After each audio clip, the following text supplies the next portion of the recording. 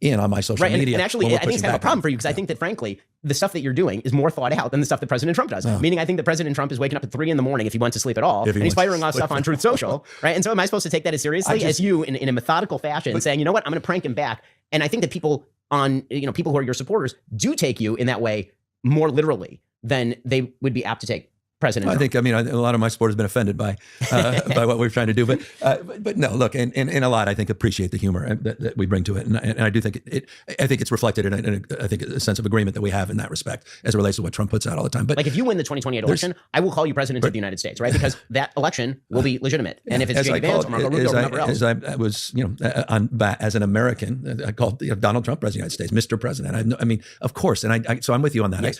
On the outcome, but that doesn't suggest that I believe for a second, and you haven't respectfully convinced me that I'm wrong or errant, that he won't do everything in his power to manipulate the outcome. I think it's time of life. If he was 20 years younger, I absolutely believe he'd run for a third term. But at time of life suggests that that's not going to be the case. But I do think he's going to try to hardwire. You see the reason I'm concerned about this, because it also implicates the guardrails. So as you've talked about in your state, there's a lot of gridlock, right? There are a lot of various moving parts. When you're trying to get something done at the state level, you've got local governments that can impede you. You've got a legislature that can say no to you, right? You've got a bunch of it. You've got a judiciary that will tell you no in certain areas. There's a ruling a couple weeks ago that I strongly agree with from the judiciary with regard to, for example, school districts and what they can and should tell parents about their kids. That's going to be thrown out, but we'll get to that Benitez decision. Yeah. But when it comes to what President Trump is or is not trying to do, the problem is when we say that he will try to steal the election. Will the election be stolen? That relies now on an opinion about, for example, the Supreme Court of the United States, or an opinion about the various state legislatures and courts. And so now you're not just implicating what President Trump might try to do, you're now implicating pretty much every major institution that is electoral in nature in the country. There's a lot of evidence, and I know both sides have argued a lot of evidence as it relates to the weaponization of justice and the bias that's expressed in a lot of these federal judicial opinions. And it's a little alarming. I mean, as a father of a judge who reveres the courts, and as someone that I was very proud, my father may have been accused of being an activist judge, but he on many occasions called in balls and strikes, and I revere that sense of justice. That's where justice is found, with an objective analysis. But no, I do worry about the Supreme Court. You may not. I'm concerned about the Supreme Court of the United States. I'm concerned about what Donald Trump did after January 6th, to the degree that he went to ultimately try to stay into office. Yes, I'm concerned about the actions he's taken, not any one of them from the midterm redistricting, but the sum total of many of them. And yes, I'm concerned if we don't take back the House of Representatives and we have no oversight and we continue to have the supine Congress, we may not have a country that we recognize. I really believe that. I do. And it's fine to believe all of those things. I will say that to articulate them as though they are all of equal levels of alarm, or that the sum total of them is that if we don't win the next election, the country's over, which again is something that you hear very often from the right too. I think that sort of alarmism is quite bad for American politics. And I don't think that anyone who's in electoral politics actually believes that, because I promise you that if a Republican wins in 2028, a Democrat will then run in 2032. And if the reverse is true, the same thing will happen. Yeah, I agree with that. Look, I just the level. And I think the American people should know that, because it gives them a sense, okay, I didn't win this time, but I might win next time. And once the American people start to believe they can never win, or their side is always cut out, Ben, I love what you're saying. The spirit of what you're saying, I completely concur with. I have a different level of anxiety based upon my own direct experience, not just direct experience with Donald Trump.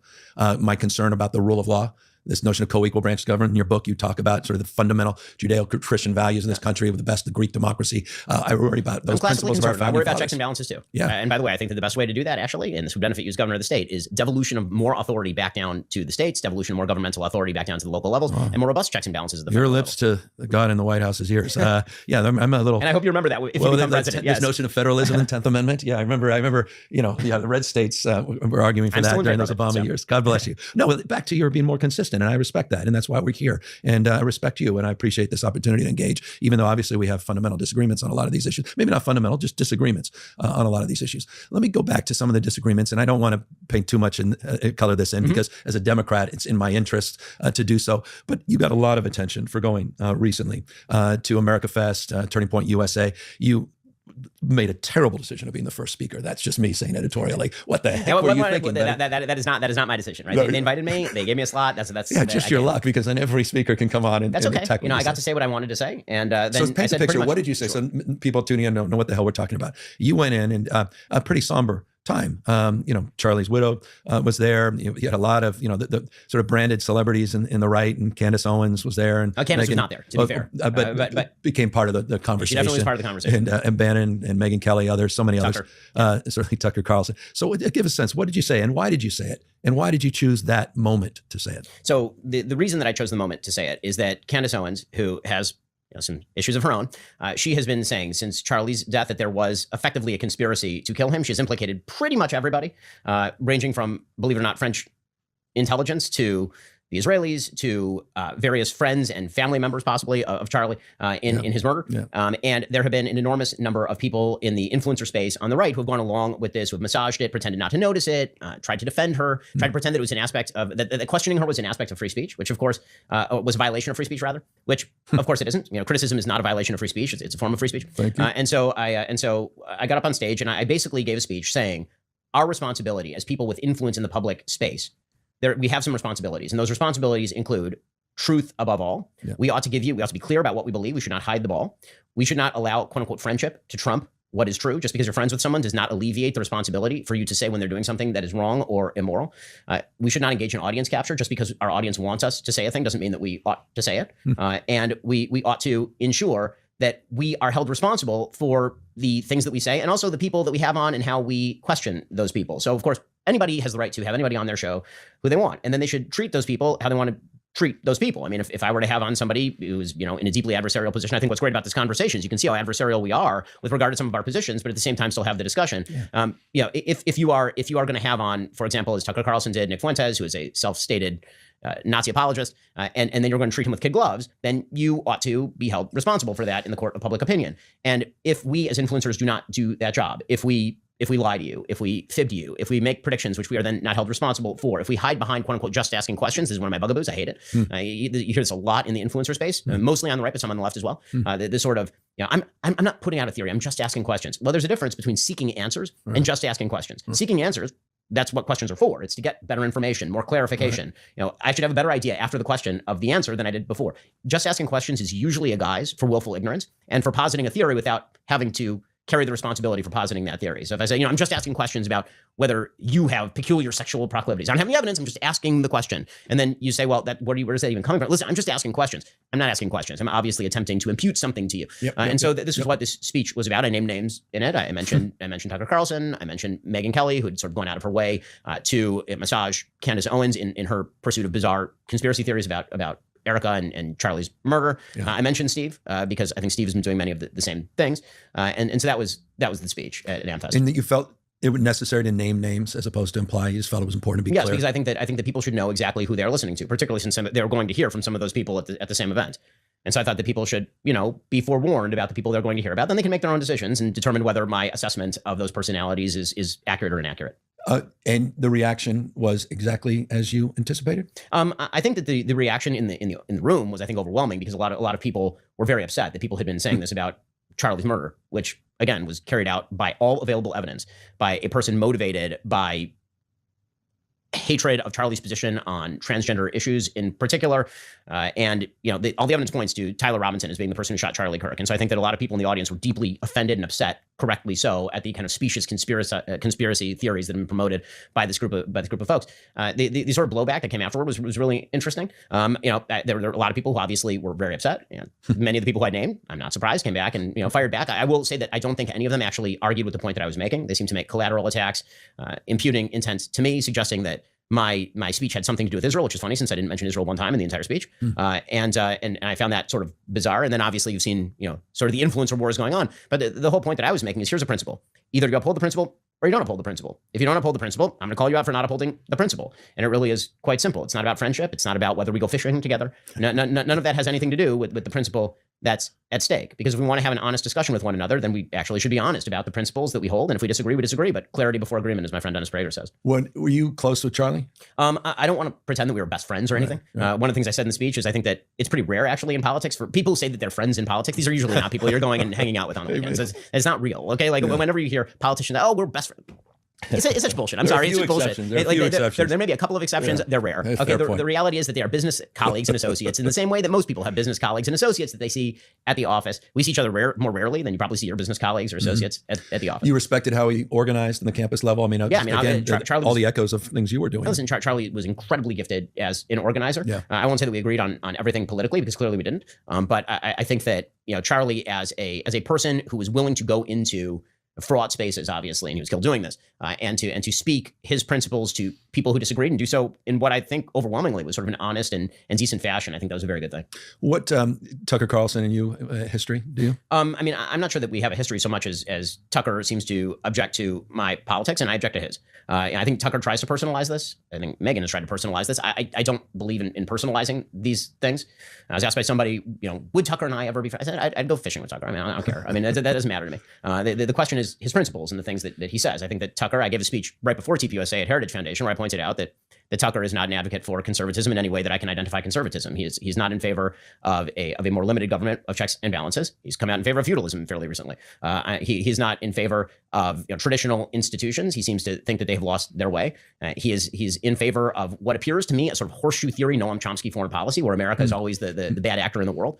And so I think I read my Chomsky back in the day. Yeah, you would not be surprised. And I think that when the biggest thing that Tucker engages in, and I mentioned the just asking questions, which he's very fond of, is, and this is something again that is a both sides problem, and that is a general conspiracism about the world. The worst thing happening in our politics is a grievance-based politics that is being set up by actors on both sides, which basically says the failures in your life are generally speaking not your fault. You have no responsibility for them, and you need to shift the burden of your own responsibility over to systems. And so those systems could be free market. The free market is responsible for your failures, or the systems of history are responsible for your failures. And listen, there are real conspiracies out there. They exist and usually can provide evidence for them. That's the difference between a conspiracy and a conspiracy theory. But if your going theory is that the reason that you are lacking in life is because the most successful people in your society have rigged the system on their own behalf, and therefore they must be brought low in order for you to succeed, first you need to show me that that's actually evidentiarily the case. You can't just make that claim and then abdicate all responsibility for doing the right things in your own life. And the number one message that I constantly am trying to give to what I would now call young people, since I'm of the older generation now, and exactly is get off your ass and do the thing. I hear people complain, I can't get married. It's just so hard to get married. And no one can get married these days. Bullshit. I'm sorry. That's not true. You absolutely can find someone and you absolutely can get married. Your grandparents were way poorer than you and they got married and they had more kids.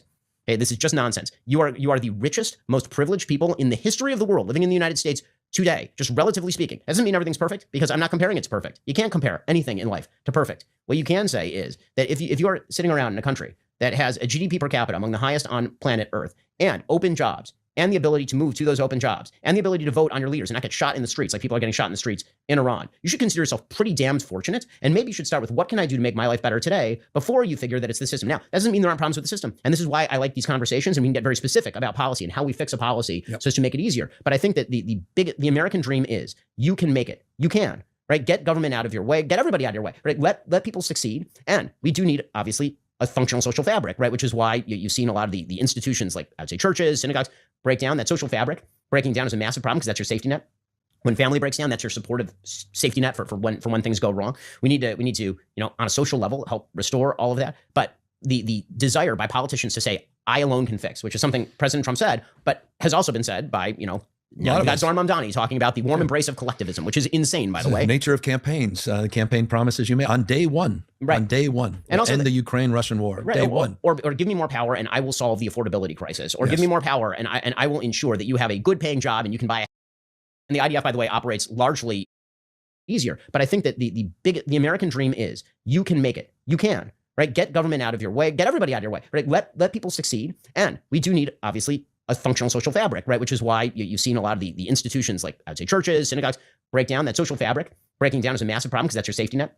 When family breaks down, that's your supportive safety net for when things go wrong. We need to, on a social level, help restore all of that. But the desire by politicians to say, I alone can fix, which is something President Trump said, but has also been said by, Zohran Mamdani talking about the warm embrace of collectivism, which is insane, by the way. The nature of campaigns, the campaign promises you made on day one. Right. On day one. And also end the Ukraine-Russian war. Right. Day one. Or give me more power and I will solve the affordability crisis. Or give me more power and I will ensure that you have a good paying job and you can buy a house on a single income the way that your grandfather could in 1952. And I mean, first of all, let's just be real. The house your grandpa was buying in 1952, you wouldn't want to live in. They're kind of crappy. Okay, it was like a brick box in Detroit, and your grandpa was working on a Ford line riveting. Okay, now you're not. How many people are riveting today? The answer is none. The machines are doing the riveting, right?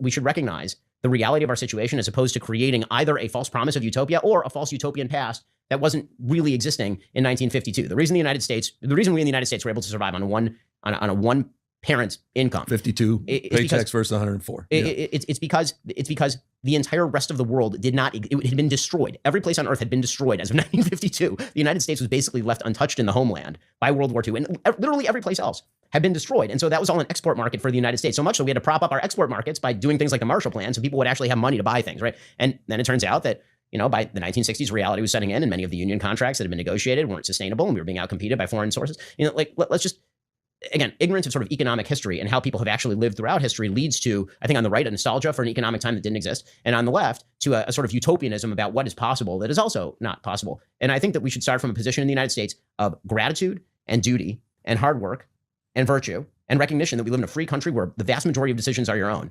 And then let's deal with the problems. And you laid all this out in Alliance and Scavengers in detail with historic context and traveled the globe. I mean, each chapter begins with a sense of place from London to Oxford and in Poland, which is interesting, that section with Elon Musk and others. But let me ask just a little bit. It's interesting, the politics of nostalgia. And I try to paint this, forgive me, keep going back to the state of the state I just gave, but we talked about the politics of nostalgia, try to put America in reverse, but sort of selling this notion of this utopian notion. And it's interesting, you cast some critique, not just on the right, but also on the left in that respect. And I imagine you weren't a big fan of Elizabeth Warren's speech yesterday. No. On the basis of what you just said. But I think Elizabeth Warren was much more interesting when she was a professor at Harvard Law. I was there at the time, and she was writing The Two-Income Trap, which was a much more interesting book. Interesting. Than where she is now. Let me just talk about, and I appreciate the trap of promises being promoted in politics, the nature of politics, both political parties, and Trump sort of trapped now in this affordability question. He's in, as we tape this, he's in Michigan. He's part of this affordability tour.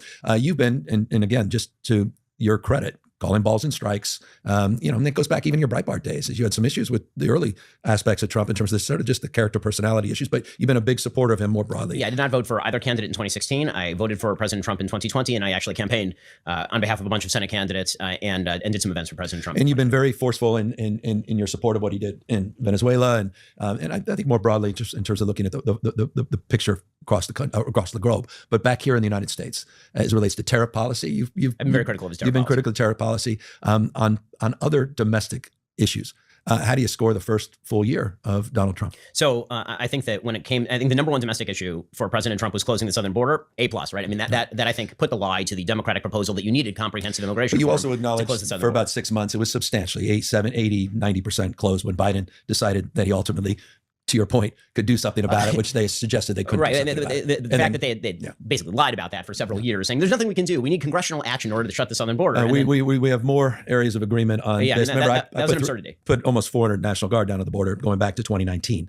So I've been pretty consistent on that basis. And of course, California had to absorb a lot of that on our own with migrant facilities in 3 major counties, 5 migrants that work at Jewish Family Services, Catholic Charities that did God's work, but at the same time, try to put a lid on what was, an unacceptable situation. So that's a big win for President Trump for sure. Okay. So much so that it's not even a top issue for voters anymore. Well, he seems to forget about it. Well, I mean, I don't think he's forgotten about it. I think that he made, again, I think a lot of promises with regard to mass deportations that in practicality are probably not fulfillable. And what you see is, Tom Homan, his borders czar, who's being a little bit more meticulous about his language. Where did temperance come from? Homan, geez. I know. Who is this guy? We're going to go after criminal illegal immigrants. Those are the people who are mostly going to deploy resources. That's what they said. And I think that overwhelmingly by the numbers that has been the case as far as I'm aware. But when it comes to questionable, but I appreciate. There's a lot of different data on that. As a general rule, I think that's a win for President Trump. Obviously, I agree with the extension of the current tax rates and not allowing them to rise. You don't agree? I mean, I hate to bring up Steve Bannon. I mean, this notion of a more progressive tax rate for corporations and the wealthiest among us. I mean, no, I think it's a bunch of nonsense. And the reason I think that and the reason I think that it's a bunch of nonsense is because corporations are just legal entities. Those legal entities are comprised by people. If you tax a corporation, that is still money that in the end is coming away from the people who comprise the corporation. You're sounding like Romney when you were covering him with Breitbart. Well, I mean, this is just like basic black letter Econ 101. Right, I mean, a corporation doesn't have like a magical existence whereby it hires people. It's not how there are people who make those decisions. People get paid by the corporation. Most people in the country are getting a paycheck. All right, we have established you like the big beautiful bill as it relates to the tax structure. You don't give a damn about debt, but that's another conversation. Oh no, I definitely give a damn about debt, but I do not think Trump doesn't appear to, does he? I don't think anyone seems to care very much about that, Governor. Yeah. I mean, to be fair. Well, we balance our budgets just for the record. I mean, kind of. 100%. It's legally, statutorily statutorily required. I mean, Talked about my reserves. We talk about paying down. So statutorily required that we are running, the last several years, the budget has run, what, a $20 billion deficit? No, I just submitted a balanced budget on a de minimis $2 billion, 2-point-something billion dollar, which is a rounding error in the state. Balanced budget submitted. Period. And $500 million on unfunded liabilities, increased tax rates. Well, we haven't increased taxes since 2011. I haven't increased any taxes, so that's just factually untrue. I'm not saying that you increased taxes. But your friends continue to believe Newsom's tax rates. Anyway, let's go back to Trump because I appreciate where you go down the rabbit hole, California. But I want to talk about, it's interesting. So we established from your perspective, he fulfilled his promises on the border. Mass deportations are work in progress, and good people can disagree as it relates to whether or not he'll achieve that. I think it's absolutely.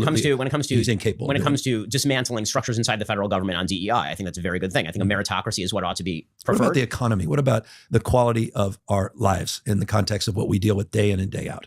Just your typical family. What has Trump done that has significantly benefited us in the last year? So this is where I'll go back to my fundamental. Because I'm not getting that big tax cut. This is where I'll go back to my sort of fundamental point, which is that I think that the government guaranteeing that your life is going to be enormously better based on what are at best marginal changes to the structure of the federal government, I think that's an overpromise. So I think that how are lives better? Well, I mean, inflation is obviously down. It was started to drop under the late Biden, and then it started to. I just saw the numbers today. I mean, you saw food was up 8%. You saw groceries up 8%, and food was up 7%. I mean, the overall CPI is running at about 2.6, 2.7%. That's way down from where it was 2 years ago. Still not close to that too. I agree. Been kind of stuck where it was a year ago. This is why I'm not in favor of, for example, lowering the interest rates. I think that the Federal Reserve worst job market in 16 years. Manufacturing factory jobs down. Yeah, tariffs have not helped the manufacturing. Average person's paying more for Halloween. We paid a little more than they were Christmas. They were last year on a margin, sort of on a low rate. I mean, I think that again, can you get rid of those tariffs? That would be significant policy. I've been a big advocate of getting rid of the tariffs since literally day one. The biggest issue that I see with the Trump administration on the economy is that the promise that Trump thought he was making is not the promise I think that actually came out rhetorically. So rhetorically, he was saying everything's going to become affordable again. And what people mean by affordable is I want 2019 prices. Yeah. Okay. No one is getting 2019 prices. Unless we get into a stagflation. Until we get into a recession. Recession. Exactly. Yeah. If we get into a recession, stagflation would you need actual stagnation, right? You need like an actual depression or a recession. I stand corrected. And so the sort that promise is not a coherent one. It's why I actually had some sympathy for when he said, affordability is nonsense. I think what he meant by that actually is that affordability. When have you ever thought, hey, everything's affordable? Right? Pretty rare in anyone's life to say things are just affordable. Maybe at the dollar store. Right. It's a comparative term. Now it's $1.29 at the dollar store. And so specifically speaking, I think it's good that inflation is down. I think it's good that the stock market is up. 50% of Americans hold stocks. And when the stock market is robust, that means there can be more investments in, for example, infrastructure projects and data centers and all the rest. I'm a believer that there is in fact a bubble that's going on in the stock market because there's an enormous amount of momentum at the top end. And most of the gains in the stock market are happening in 7 AI. stocks. Yeah, it doesn't mean that AI won't be an amazing thing. I think it is an amazing thing, but I do think that there will be a winnowing at the top end of the market. When that happens, then there will probably be a depression of some sort, not a great depression, but I mean like depressed prices in the markets. I think that a lot of these stocks are trading at unsustainable PE ratios. So I'm concerned about all those things. The main critique I have for President Trump on the economic front is that investors, what they are really looking for is, number one, less regulation, ease of investment, but number two, consistency. And the lack of consistency at the federal level is incredibly difficult for investors to navigate. And actually, I think that if the Supreme Court steps in and says no to the tariffs, you'll actually see a rather large economic boost because of it, because the Supreme Court will place a limitation then on the executive branch that is fairly robust. that he can impose with other means, though. That's going to be when the IEP. But then the Supreme Court will likely step in at that point too. 6 months, a year later. That's a problem. The lag. Again, I'm very critical of the tariff. Yeah, no, I appreciate the consistency. Yeah, but on Trump generally, I'm curious. On foreign policy, which you put it to the side, I think Trump has been the greatest foreign policy president in my lifetime. I don't think it's close. I think he's been spectacular on foreign policy, and that's with many of my critiques with regard to, for example, Ukraine, where I'm significantly more hawkish than the administration has been. And did you feel that way in his first term? Yes, I felt the same way too. Yes, I was very much an advocate of his foreign policy. I thought that in terms of his foreign policy, he is, as he said before, he's not got us into any major wars, which is a good thing. We've used the military 6-7 significant times. He has used the military in, I think, targeted and pinpointed ways that do not reinforce the Iraq War syndrome that we need to put hundreds of thousands of troops on the ground. I think the president has a very good feel for. The thing about foreign policy is it kind of works like the New York real estate market. It actually is a sort of zero-sum win-or-lose game. And President Trump actually is quite good at those. And I think that on domestic economics, the president tends to bring a zero-sum approach sometimes to his economic issues that I don't agree with, because I think that you can expand the pie for everybody. But I don't think the same thing holds true generally in foreign policy, where when it comes to geopolitics, there's a winner and there's a loser. And it's all about relative power and power dynamics. And the president seems to get that on a very gut level, which is why in the Middle East, I think he did the right thing with Gaza. I think he's done the right thing with the Iran strike on Fordo nuclear facility. I think he did the right thing in extraditing Nicolas Maduro. I think those are all good things. I think that he has found ways to continue the funding of Ukraine via this sort of jerry-rigged NATO, NATO buying weapons and funding. I think that he has gotten a bunch of countries in Europe to increase their defense spending, which is something that even Mark Rutte over at NATO has said is generally a good thing.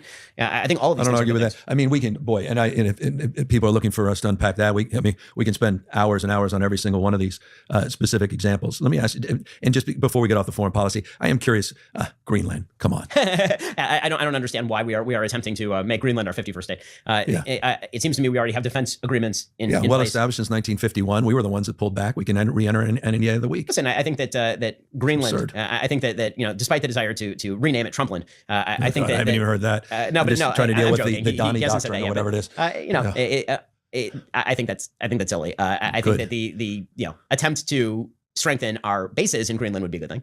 Right. But I think that's a which you can do tomorrow, which they've already agreed to. Agree. The whole thing seems folly, but it not seems. Now invading Canada, that's it. Okay, but I want to just, because you write about it in Lions and Scavengers, you talk about this notion of free enterprise, you talk about markets.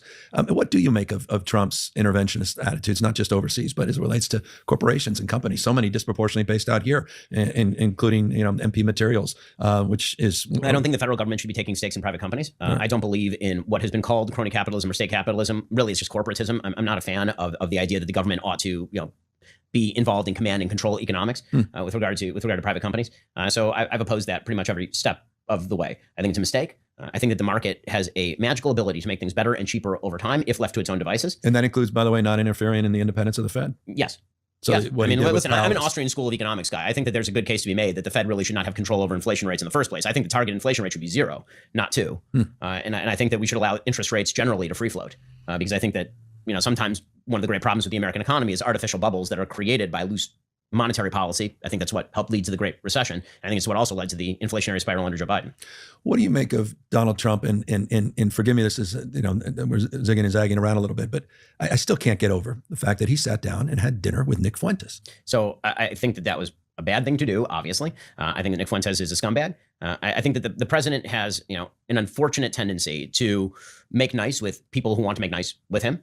He did come out this week, by the way, and in the New York Times said the Republican Party wants nothing to do with people like Nick Fuentes, doesn't want to do with anti-Semites. I'll continue to be critical of Republicans who flirt with this sort of stuff. I wish that the Democratic Party were as critical of sitting Congress members who not only flirt with this sort of stuff, but overtly traffic in this sort of stuff. I mean, I'll ask you about Zohran Mamdani. Zohran Mamdani, literally in the campaign, he was asked on Fox News about Hamas, and he refused to denounce it as a terrorist group. They are a terrorist group, and they should have been announced. I was there, as you know, a few weeks after.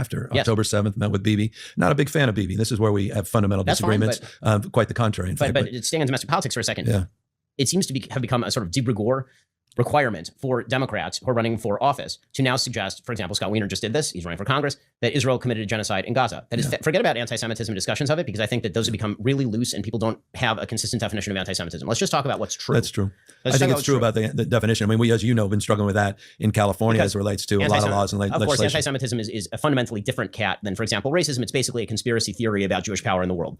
And it makes me sick to my stomach. And I say that clearly. And no, but not just of course. I mean, we've tried to lead in terms of our response, and we've called out and called balls and strikes in terms of the outrageous things that have happened. So I would, in my own framework of anti-Semitism, I think that saying overtly false things about the Jewish state is a form of anti-Semitism. But I don't think that is really important as much as it is it true or not? So Democrats have now been dragged into this conversation, some dragged, some run with, flags waving, into the conversation this notion of genocide. Yes. Yeah. I mean, look, Israel did not commit a genocide in Gaza. There is no standard by which Israel committed a genocide in Gaza, just on a factual level. Just as a legal and factual level. Yes. Yeah. What is your opinion of this? My opinion is, I understand the tendency for people to make that, to assert that. Why? On the basis of the images and the proportionality. As it relates to genocide. No. And by the way, I agree with you. And international and proportionality doesn't mean that if you kill my child and I then kill 7 criminals, that I've been disproportionate. I'm not disagreeing with you, but I think but I understand that tendency on the basis of trying to reconcile the proportionate nature of how the war was ultimately conducted and the devastation. I have a question. Why do you feel the need to create a permission structure for that sort of stuff? I mean, meaning it's not true. Yeah. Why not just say it's not true? Yeah, look, I don't know the definition. I don't know the legal threshold. That's not my opinion, so I don't share that opinion as it relates to genocide. I do not agree with that notion. But you do understand that if you accuse Israel of committing a genocide, that now puts Israel in the position of it should be a pariah state, because states that commit genocide should be pariah states. Yeah. So granting legitimacy to that position inherently. I'm not granting legitimacy. I'm just saying the the devastation in Gaza at the human level. You've got 4 kids. Of course, it's terrible. No, but I think it's also important to absorb that a little bit more. Just as it was sick, and we were clear in our condemnation, these people like me, as it relates to what Hamas did in that act of barbarism and terrorism. Yeah, but there's a difference between deliberate terrorism and wartime collateral damage, of course. And if we refuse to acknowledge that reality, then we end up equating collateral damage. I have stronger opinions. It wasn't just collateral. Really, you think that Israel is targeting civilians? I think some of the double tapping issues. I have a lot of issues with how Bibi ultimately conducted the war. I personally do, and I have a lot of issues that are also painted on the basis of the conversation I had with him a few weeks later after October 7th. The way he talked about the Palestinians, I kept talking about Hamas. He kept talking about the Palestinians. I kept coming back to Hamas, and then ultimately how the war was conducted. Not saying it was a genocide. I'm not. But I have issues. What is the thing that he said that you particularly? There was a dehumanization. I didn't like the way he talked about the Palestinian people. I just didn't. What is the specific? They can't govern. I didn't. I don't want to get into the details. The reason I'm asking is because when you suggest that he is conflating Hamas and the Palestinians, he wasn't conflating. Of course, he does he, lead to the conclusion. They were different. It wasn't. No. It was. I'm just saying the way he ultimately conducted it. I look back at that conversation. I reflect on that conversation. It doesn't surprise me, and I did not think it was proportionate. Okay. And I thought it was overwhelming, and the devastation and destruction. Breaks my heart. Okay, so you're president of the United States. Somebody invades from Mexico. They take several thousand American citizens. I get it. And by the way, they hold them all the way until the end of the war. Until the end of the war, their hostages being held. Don't get me wrong on any of this. I'm with you in terms of the ultimate accountability and bringing the hostages home. I like the clarity and conviction as it relates to getting all the hostages dead and alive home, and all of that. I'm not denying that. And by the way, Hamas still has not been extirpated in the areas where Israel has left them alone. And clearly this truce. And détente is still a work in progress. There's been a lot of destruction. Well, because Hamas was supposed to be disarmed. And yeah. they didn't. Look, I'm crystal clear about Hamas. But the point is that crystal clear about Hamas. Right, but the point is that I think, and I'm also crystal clear in my love for Israel and my condemnation of Bibi. And there's a distinction. I condemn Donald Trump. I love my country, and I think that's easy. Listen, anyone is free to disagree with Prime Minister Netanyahu anytime that they want. I will point out that, but they're not anti-Semitic when they say. Of course not. But that's also important to say because some people conflate that. You don't. No, but others do. I've critiqued Bibi myself mainly for not being right wing enough, in my opinion, on many issues domestically. Actually, but when it comes to when it comes to the I mean, we can get into perceptions of Netanyahu's leadership and all this. I will say this. I know every major politician in Israel, just I know many major politicians in Ukraine, in Hungary, in a wide variety of places. In Israel, I happen to know the last several prime ministers. If anyone outside of the state of Israel believes that Naftali Bennett or Yair Lapid, who's on the left, would have conducted their response. That is nuts. Yeah. That's not. It's not true. No, fair point. Look, hey, and the IDF, by the way, operates largely independently in some ways of the prime minister's office. It's kind of a strange dual system that they have over there. I know too many soldiers who, I talk about one in the book who had 3 limbs blown off going door to door in Gaza, not using overwhelming air power to eviscerate millions of people. Yeah, I was in the hospital meeting victims on October 7th in Israel. So I and been to memorials and I want to be clear in the terminology we use about all this stuff because right now, for example, but the genocide issues. Where are the members of the Democratic Party protesting and wearing pins for the protesters in Iran who are getting mowed down, maybe by the tens of thousands this week? Well, I know where I am. I put out a pretty clear statement this week, and I'd like to see more Democrats. Yeah, I don't disagree with you. And by the way, I also thought it was the right thing to do, that strike, and I thought it was unbelievably effective and efficient. And had no problem saying that during the strike. Didn't wait for the outcome. So I marched to a beat of a little bit of a different drum, a little bit more nuance here. But there is everything's so black and white. There's nuance here. I mean, for sure. But I think the point that I'm making, back to sort of where we originally departed here, was that I'm trying to call out what I see as bad behavior, untrue, immoral behavior on my own side. I'd like to see that more from a Democratic Party that seemed to be perfectly willing to wrap an arm around Zohar Mamdani the minute he got a little bit of momentum. Yeah. The same man who had said that whenever the NYPD boot is on the throat of Americans, the IDF is lacing the boot. That sort of nonsense is terrible. No, I don't associate with those comments at all. I mean, and look, he doesn't speak for me in that Should Mamdani be the mayor of New York? That's for people in New York to make that decision. That's not for me to out here in California, thousands of miles away. They don't believe President Trump should be president. The American people decided he should. Well, that directly impacts me. I mean, New York may indirectly, but I mean, it's a little bit of a different question. We'll see how he ultimately does. I thought he ran an incredibly effective campaign. I think there's a lot of interesting attributes that he has. Incredibly bright, incredibly capable. I think he's delivered some early. There are a lot of terrible people who say bright and capable. No, I get it, but and I absolutely disagree with him on a lot of those comments. And I also maintained that posture pretty consistently over a long period of time. And no, I was not a Cuomo fan. So just for the record, and sorry, it turns out there weren't a lot of Cuomo fans. And I say this with respect. I mean, the Cuomo family is a good Democrat. His father, and there's some members of the family I like a lot. But look, these are tougher issues, and they are tough issues. And I appreciate your willingness to call balls and strikes, and a lot of folks, frankly, a lot of folks in your world, as we sort of castigate the right-wing media ecosystem, your willingness to call this stuff out. And I think that in general, this is the way, if we want to have a way forward in American politics, just to get a little general here, it has to be predicated on certain basic premises about truth. And that's why I keep saying, forget about, categorization. Is it true or is it not true? I think one of the major failings of the Democratic Party in the last election cycle is the unwillingness to say whether it was true or untrue that a boy could become a girl, for example. Yeah. I think a lot of people looked at that and they said, excuse me? How's this? Forget about the political ramifications or the policy ramifications for just a second. Can you say a boy is not a girl? And boys cannot just become girls? And I don't, we can go down. I mean, I feel like a year ago I was with Charlie having this conversation, which is remarkable. I'm curious. Did you? This is not. I'm just honestly curious when I'm asking this. I'm not even. It's not. There's not a loaded question.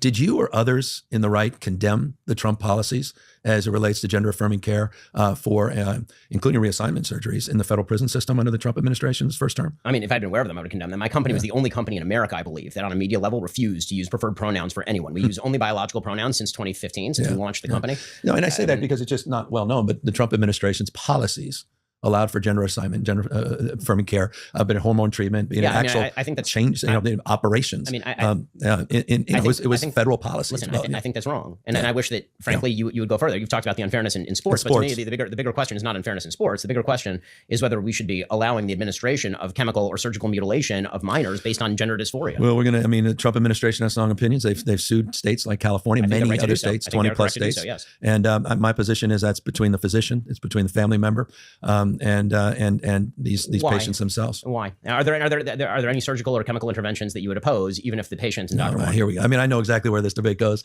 Right, but I'm asking. I mean, it's a real question because it does have public policy implications. Meaning, in the state of California, there's a judicial ruling. We referenced it earlier. That said, well, that judicial ruling was ridiculous on this basis. Any teacher. And what you're talking about is a law that I signed as it relates to this idea that you can fire someone for not telling on a child and saying that they're talking about being gay, not just trans issues, any LGBTQ issues, that you can be fired. There's nothing in the law. The law that I signed does not preclude these teachers from telling the parents. No, precludes school districts from mandating and firing someone for not. But it allows the teacher to make that judgment on the basis of seeing someone that's being bullied and the requirements they have under the law to keep people safe. As a parent, don't you believe that a teacher should facilitate the passage of information to you? Why would that? On every basis? I mean, that they should somehow just be listening. The teacher's going to call you. I mean, if my kid decides to come out as trans, it's about safety. The law is pretty clear, and and the teachers have that ability, and the teachers maintain that ability. We didn't deny that. We didn't say to the teachers, you cannot. No, quite the contrary. This is critical because there's been a lot of misinformation about this. I'm not misinterpreting the law. I mean, what the but law I'm just saying you shouldn't districts. fire someone. And in many cases, look, anyone that's members of the LGBTQ community, how many stories that you've heard of people that say, I went to my parents with my teacher. That was a safe place for me in school. There's a lot of grace in this space. There's a lot of testimony in this space that I think should just provide a little bit of grace and humility. It's not a black and white issue. Teachers can still, quote unquote, turn in a child. They just can't be fired. I mean, but my question on that, and again, this is a subset of a broader issue, is why does the parent not have an absolute moral ability to receive that information? And why is there not a requirement? There should be a requirement for teachers to turn over that information. Health and safety is a requirement. If a teacher truly believes that a parent is a threat to a child, they can report it to child services. Yeah, so health and safety is still the standard. So you maintain that standard. That standard is the law. That's a lot of wiggle room for a teacher to apply. Well, it's a lot of law in terms of the weight of that law and that responsibility to take care of it, make sure your kids are safe. But this idea that Trump says people are going to public schools and coming back, having surgeries and coming back the next day is absurd. No, but there are certainly cases in which kids are being, quote unquote, socially transitioned at school without parents knowing about it. I know some of the parents to whom this has happened. I mean, this is the fundamental question that lies at the root of all of this is the question that you're not wanting to answer, which is whether boys can become girls. Yeah, I think for the grace of God. Yeah. I mean, I appreciate the sympathy. I also feel terrible for anybody who's suffering with any sort of. I mean, I think it's been the case for terrible, generations, for time immemorial. God bless. I don't know how. It's a hard one. I just don't understand because I don't know why it's such a. Why is it such a? I'm curious. I understand the political potency of it. It's not just politically potent. But it's just how it's so few. We're talking about so few people. It's not about that are struggling with gender identity issues. A lot of remarkable people, a lot of wildly successful people, and they've gone in their life, have incredible lives. I don't know. There's so much hate and bigotry, so much condemnation, so much judgment. This is the part where I start to object. Yeah. Okay, the idea that you may not be spewing it. No. Like some others. Trust me. But this is the business they're in. There are lots of terrible people who say lots of terrible things, but it is not an act of bigotry to say that a boy cannot become a girl, nor should my children be taught in K through 12 public schools that a boy can become a girl. Yeah. That is not an act of bigotry. That's an act of rationality and biological simplicity. I respect your point of view, and but the people. good people disagree on this. I know, but and a lot of states, not just California, well-established rules, by the way, that predate me. Again, this is not where I started. We're campaigning and advocating on these issues, as some suggest. And look, I'm with the Governor Spencer Cox, who said about many of these issues, never so much attention been placed on so few people. The problem is, I do think that on an electoral level, to go to the politics, it is a barrier to entry for a lot of people. When I agree with that. When you say boy can become girl, and then just on a realistic. And by the way, and I respect if that's your barrier to then listening to people on a myriad of other issues. So be it. It is what it is. I find it strange that even if you wish to have a public policy that pursues something different, we cannot just admit that boys and girls are two different things, and that a boy cannot become a girl. Why is this so difficult? Yeah, I understand your point of view, and I also respect Caitlyn Jenner. I do. It's not about respect for individuals. Well, no, I mean, I can tell you a story. By the way, I was speaking at University of British Columbia. This is a harder thing for me too. As you may know, and you probably do. I have a trans godson, and there's a little more. I find the humanity. I find different aspects of this, different layers. This goes back to my sort of truth. But I know you're facts over empathy. Well, I mean, here's the story. So I was speaking at University of British Columbia. This must have been now 5 years ago or so. Yep. And a person who identified as trans got up at the microphone. And obviously, I do a lot of these things on campus. I used to do more of them. And this issue came up. The person started talking about his family's biological male. Again, you can use whatever pronouns you choose to use. It's a free country, but you can't force me to use pronouns that I believe are grammatically incorrect. Anyway. By the way, I'm not sitting here, trying to browbeat you on pronouns. I'm just putting that out. So anyway, so this person gets up and starts talking about his family and how they treat him. And I said, I'd really appreciate if we're going to have a conversation on sort of a general and philosophical level about this issue, if you didn't invoke your family, because I don't want to be in a position of having to talk to you about what your family thinks or believes. And the person continued to invoke their family. Said, well, my family keeps saying that I am a woman, that I'm a woman. And finally, after about 7-8 minutes of this, I said, listen, you've now forced me to the corner where I have to give my opinion. My opinion is that your family is treating you with sympathy, but they don't actually believe that you're a woman, because they care about you and they love you, but they will fib to you because they believe that it is better for you or that you will not hurt yourself if you say this thing that is not true. The person got very upset, rushed out of the room. Now, normally that's the kind of thing that ends up online as a, destroys video kind of thing. I went to the people who were in charge of the event. I had them cut it from the tape because I was worried about the person's mental health status. I appreciate I called up a person who I knew the person because they'd mentioned it to me. And I actually had breakfast with the person the next morning to make sure that he was okay. Good for you. So my only point here is not what a wonderful person I am. It's that sympathy does not preclude truth telling. And when you're making public policy, it is very important that sympathy not preclude truth telling. Yeah. And I think that, again, it's not just the trans issue. If the idea is that I have to protect my friends and I have to attack my enemies in politics, things get really squirrely really quickly because, again, public policy is for everyone. It is not just for subgroups. Yeah, I hear you. We just see the world with a different set of eyes on this. I appreciate your sort of intellectual argument and the sort of soundness and the firmness in that space. I can't help but unpack the relationship to families and people and lives lived and the grace and people's lives that are lost and people that are struggling and going through this. I just that's how and to me that does shape the way I make policy. Because it's not just science, it's art. It's lived experience, it's reality. And it goes back to the sanctuary thing. There's certain lived realities.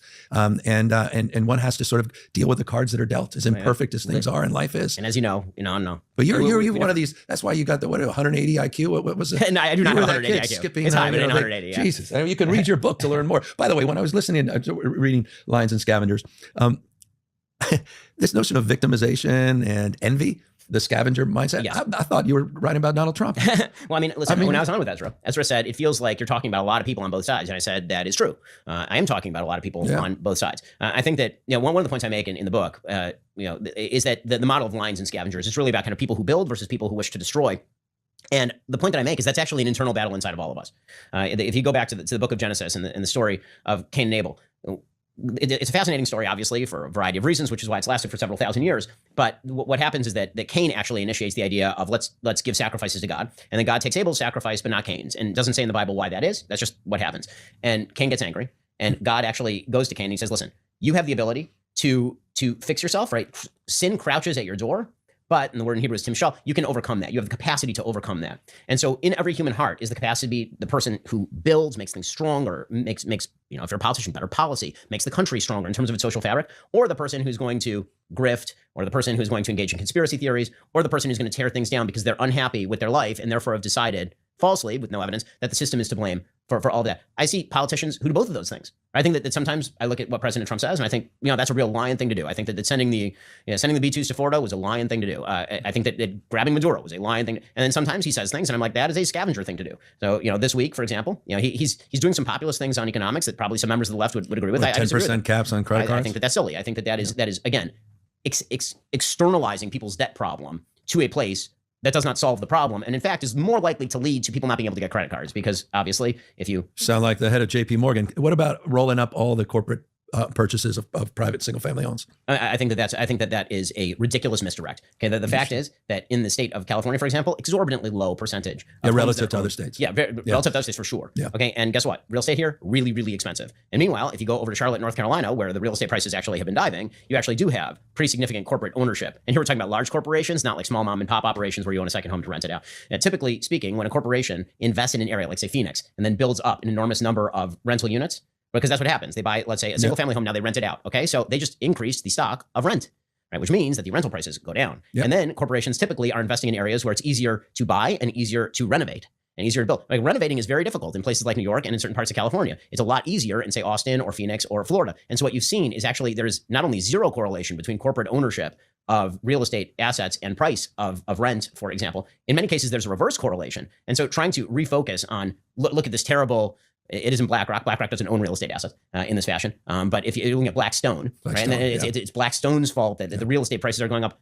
No, it isn't. And again, I think that so is... why is he pursuing two policies that you vehemently disagree with? Because I think that it is flailing on the issue of the economy with the American people. Governor, I think that it is politically beneficial for politicians to tell people that their problems are easily solvable with the stroke of a pen and by blaming somebody who's richer than they are. I think that is a very easy way to get away with really bad public policy. All right, let's talk about it. We're on limited time here. Ben, my gosh, we've covered so much. And I know everyone's like, been fun. Wait, why haven't we gotten into politics in Nigeria, or we can talk about Somaliland, and we can get into some more interesting, nuanced issues. And, we didn't even get to Xi. And there is legitimately a lot of issues that I think are fascinating that will define more things in more ways on more days. But what do you make of, Republicans have no chance in this midterm, right? I think that they are in for a world of hurt right now in the midterms. I mean, they're the incumbent party. They have a bare majority. Yep. That alone would put them behind the eight ball. There are not a lot of swing districts that are kind of left because of all the redistricting, but the swing districts that are left seem to be trending more blue. President Trump isn't on the ballot, so he doesn't really have coattails among the low propensity electorate. So yeah, I think that Republicans are gonna have a rough ride. On the scale 1 to 10, how big a mistake was not expanding the healthcare subsidies or extending them? So I have made the case that on just a raw political level, and again, right. I will say that what I do is different than what you do, right? I mean, like you're in the podcast space now, so this is my ball game. But the reality is that you're in the policymaking space, and I've said this to Republican and Democratic politicians. That's why I have to bring the human element into this, Ben. The human element. See, this is where I would say you need to remove the human element, Governor. But I would say that one of the things that I hope that people appreciate about the difference is that in podcast space, you can be a purist, and in the political space, you try to get 70% of the pie. And so when you are looking at, for example, extending the Obamacare subsidies, it is a political loser, obviously, for Republicans not to extend the Obamacare subsidies and to let it hit a cliff, clearly. Then the question becomes, what can you do that shortens the duration? If you're a conservative, if you're a Republican, what can you do that creates a softer landing for people who are reliant on those subsidies and a transition to policies that you believe will, in general, bend the cost curve down in the meantime? Because if you have kind of a hard stop, then that's going to affect a lot of people. There's a reason why purple state Republicans, purple district Republicans are trying to cut deals right now with Democrats in order to extend those healthcare subsidies. Hopefully, in return, they will get some provisions on fraud, maybe some release of certain regulations around Obamacare. I think the healthcare system is so complex, it's so mixed.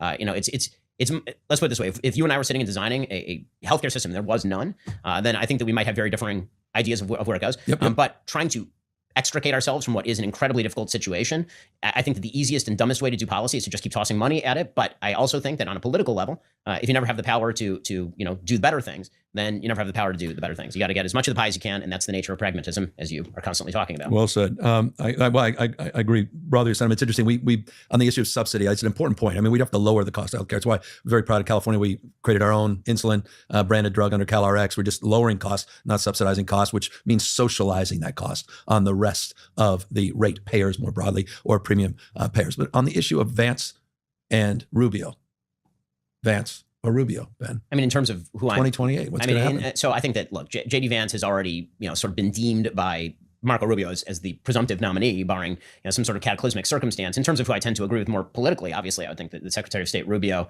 on foreign policy, I tend to be more aligned with.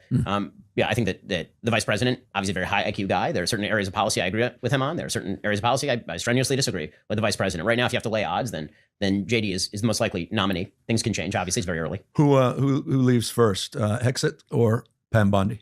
Again, in terms of, this is where you get into sort of the personality side of the business that I care less about. But I think that it is significantly more likely that Pam Bondi's out before the Secretary of Defense. Interesting. Thanks for coming all the way out. Hey, thank you. Thanks for having me. I appreciate it. It's been fun. Ben Shapiro, you're always welcome back home. Thanks so much.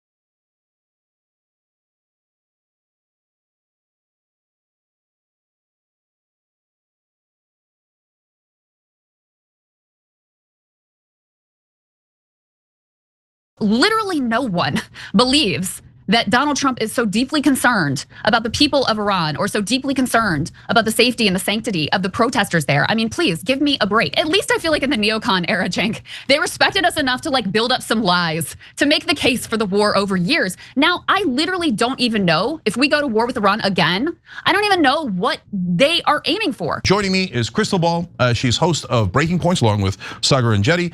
Crystal, welcome to the show. Great to see you, Cenk. Thanks for having me. No problem. All right, so Crystal, there's a lot to talk about. I want to talk about current events, and I want to talk about overall what your sense of a revolution is, and if we need one, and how we could do it. Okay, but first let's start with current events. It looks like we are on the precipice of war with Iran. Sounds like a spectacular idea, doesn't it? Oh my God. I mean, do we ever learn anything from anything? And I mean, you talk a lot about democracy, and I think that's what this program is really focused on. Like, this is not something that the American people want whatsoever. But it seems like Trump has surrounded himself and been persuaded by a bunch of neocons and the Israel lobby and Netanyahu, who's constantly pushing for not even regime change, but regime collapse in Iran. And so sadly, I think after the first strikes on Iran, you and I and many others said, it's probably only a matter of time before we go back in. So listen, nobody knows exactly what's gonna happen. Trump made some sounds today about like, oh, the protests are dying down and maybe there wasn't as much killing as being said because he'd drawn this red line. But I am deeply, deeply concerned about where we're going. And even obviously zooming out from Iran, like they have effectuated a policy abroad that is just might makes right. We have the weapons, so we're gonna throw our weight around, law of the jungle. And I think it comes directly out of the lies getting us into the Iraq war, and then even more directly out of the barbarism that we all watched unfold in Gaza. I mean, if you can commit a genocide in 4K, live in our feeds every single day, and get away with it, like, yeah, you can do anything you want, apparently, in the world, and they feel like they can act with absolute impunity. So I want to talk about media more because it makes such a giant difference in the country. And so let's start with mainstream media because Crystal, you and I were both anchors on MSNBC, and so we worked within that machine, and so we know a thing or two about it. And now, like, look, I've been calling out that stuff forever, and you have as well. And part of the reason I left MSNBC was to tell the story of how they wanted me to do only Democratic propaganda, and I didn't want to do that, et cetera. So we're familiar with all that. But even so, even at this late date, even me, like if anybody watches the Young Turks, nobody attacks mainstream media more than I do. Not any right winger, not anybody, right? But even so, Crystal, when I see what's happening with Iran here, where they're all in mass pretending that we might go to war because, oh my God, Mark Levin cares so much about the Iranian people.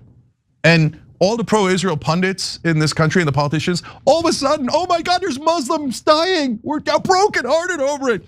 And they ignore that Israel's been trying to get us to do regime change in Iran for 20 straight years. And it has a massive lobbying operation in politics and in media to drive that war. Isn't it kind of amazing that they have collectively all are in effect lying to as many people in America as they can to get them to support this war, just like they did with Iraq? It's frankly insulting because the idea that the Iraq war was to liberate the Iraqi people. Like, how did it go for the people of Iraq? Nothing could have been more disastrous than our war there. That we were going to liberate the people of Afghanistan. Nothing could have been more disastrous than our war there. So obviously it's preposterous. And of course the red line and the justification Trump offered is the most absurd. He cares so deeply about the Iranian protesters. Are you kidding me? You just watched one of your ICE thugs shoot an American protester in the face 3 times. And you aren't investigating the killer. You're investigating the victim and her wife. You called her a domestic terrorist. So literally no one believes that Donald Trump is so deeply concerned about the people of Iran or so deeply concerned about the safety and the sanctity of the protesters there. I mean, please give me a break. They actually, in a new filing, they're claiming that one of the problems with Maduro was that he was violating the rights of indigenous people in Venezuela. Like, does anyone believe that that's something that the Trump administration cares about? Like, at least I feel like in the neocon era, Cenk, they respected us enough to like build up some lies to make the case for the war over years. Now, I literally don't even know if we go to war with Iran again, I don't even know what they are aiming for. I don't know what the stated reason is. I don't know what the goal is. None of it is even making any sense. We're supposed to care that Maduro had machine guns? I mean, this is just so insulting and preposterous, which is why even with all of the networks effectively in I mean, I don't want to say they're totally in lockstep, but they're much more.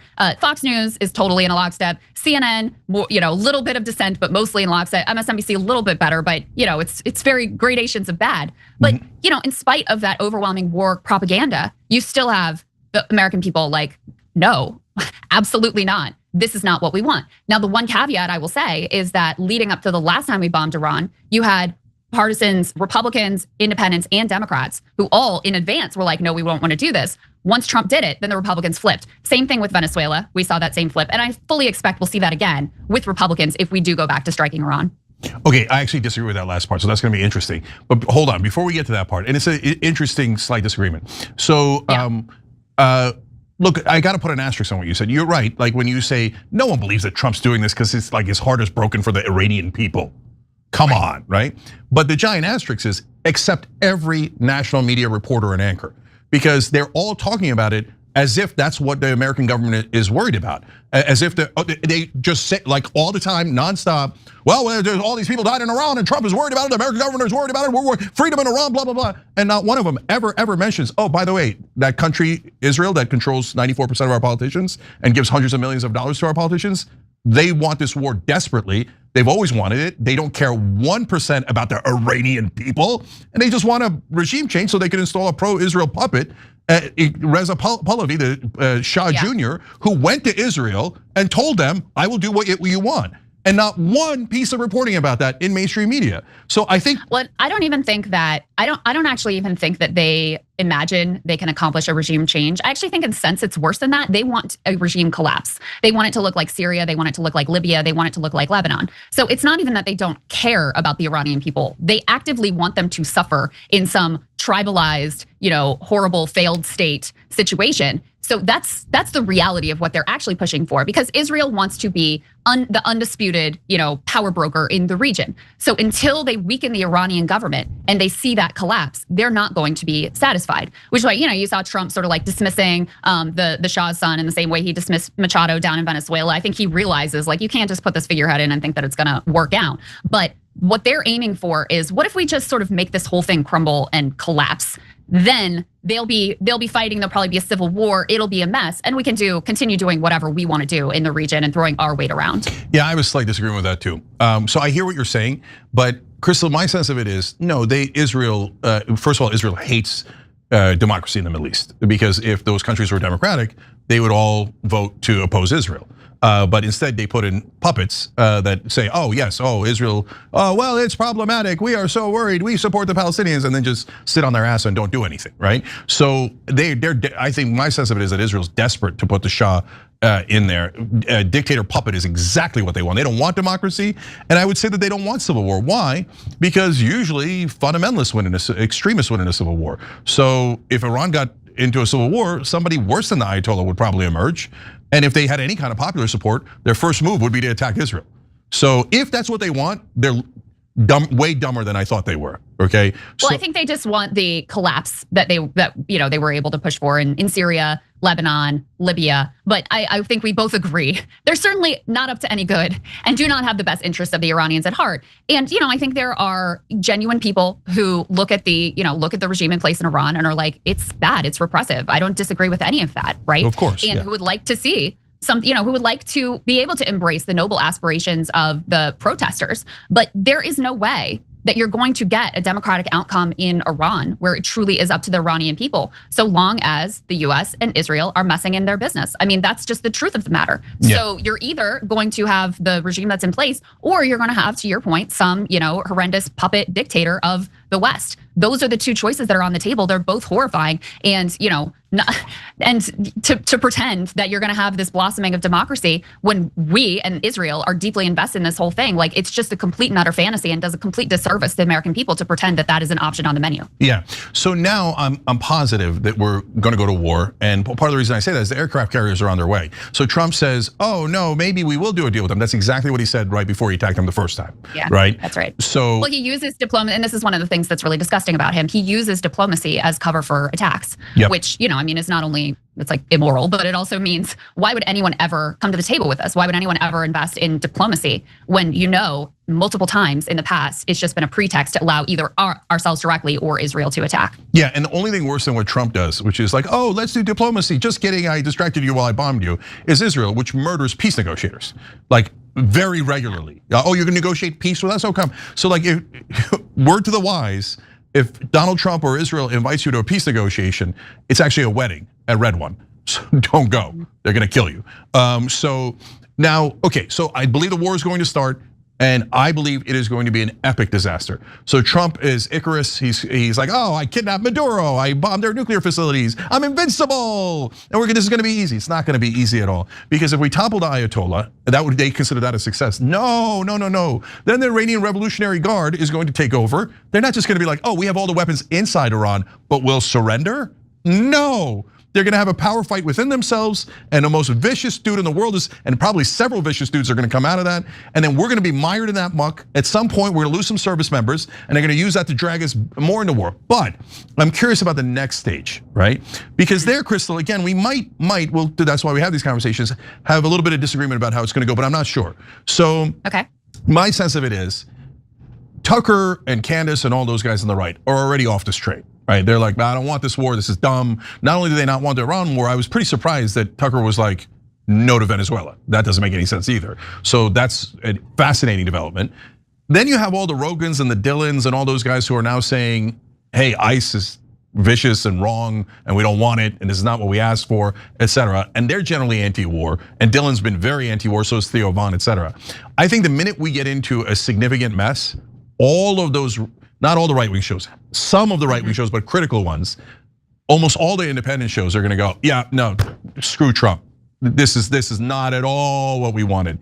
And that could make a massive impact. And that's what's different about this versus the Iraq war, where it was us and Amy Goodman going, no, and everybody else in media going, this is gonna be fantastic. Let's go deeper and deeper into this quagmire. So I think that could make a big difference. Now, do you think that that's what's gonna happen with the podcasters and the right wing? Or do you have a different point of view on that? And do you think it can make a difference if it happens? I mean, it depends on just how bad it is, right? Because all I can go on is the experience we had. So leading into the first Iran war, the 12-day war, whatever he calls it. Sorry, I'm not supposed to cuss on this show, sorry. Anyway, whatever he calls it. There were those voices, right? There were actually Charlie Kirk went to the White House, Tucker Carlson. There was some genuine resistance within certain elements of MAGA who were like, we should not do this. Then it was short. And Trump seemed to get his like mission accomplished moment. And in fact, what happened after that is the people who, the Shapiros of the world, those people who were for it all along came and said, see, you people were wrong. You were stupid. You were saying the sky was gonna fall. Actually, this was easy and this was great. And so there has been, there was almost a quieting of those voices that had previously been critical. They were, oh, well, I guess this didn't go as poorly as it could have gone.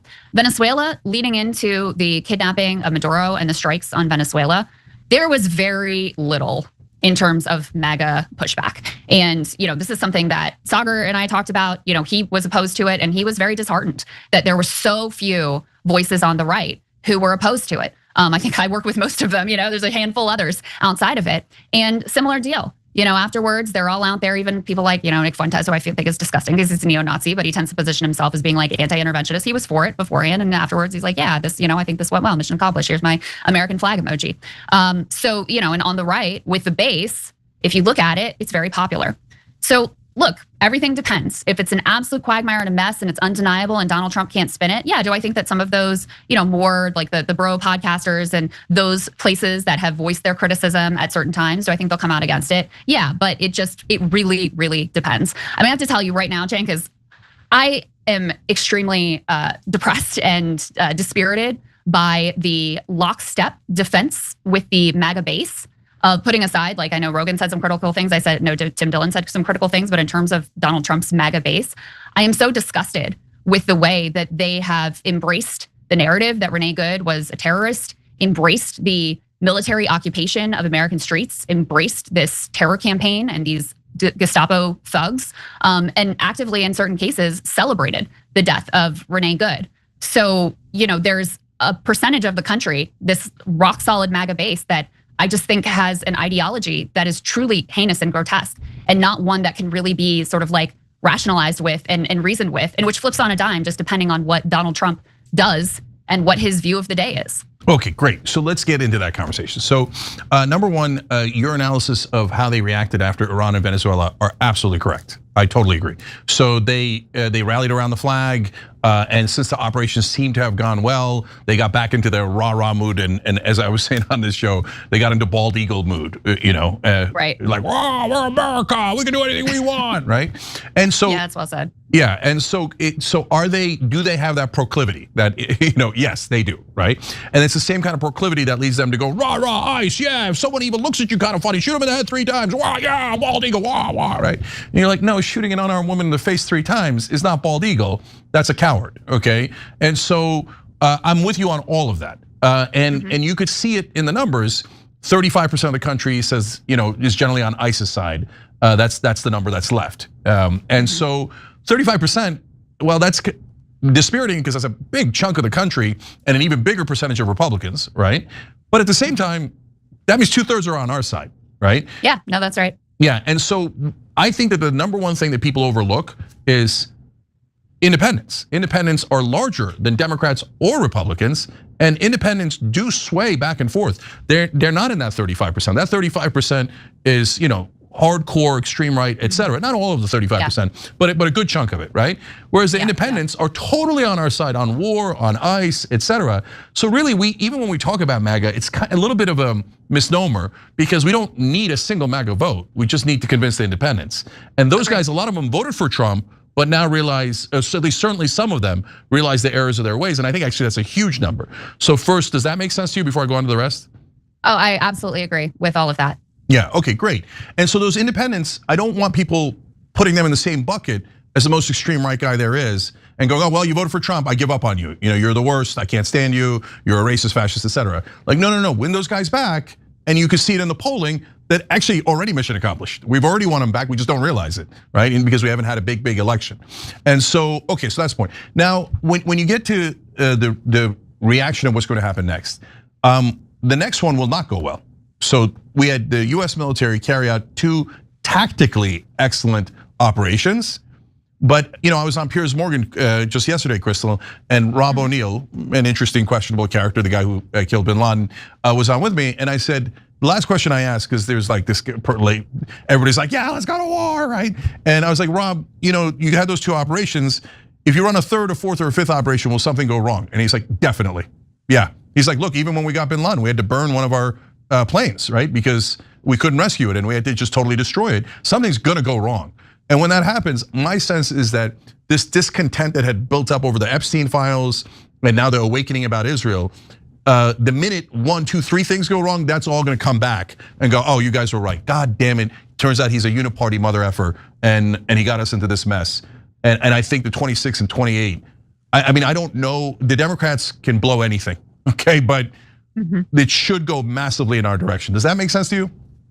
Yeah, I mean, if we're talking about independence, I think you're right that already they're disgusted. I mean, some 80% of Americans who were polled said they'd seen that video of Renee Good. Like, they're not gonna buy the BS from JD Vance and Kristi Noem and Donald Trump. They're horrified by it, right? They see these thugs in the streets and this is not something that they are willing to accept. And, perhaps even more critically, the economy sucks. And Trump is off doing his foreign adventures. I'm gonna make Venezuela great again. I'm gonna make Iran great again. I'm gonna grab Greenland, which almost literally no one wants. All of these things, and it's like, I can't pay my bills. What are you doing? So yeah, I think the midterms are, even if Democrats continue to suck because they haven't been great.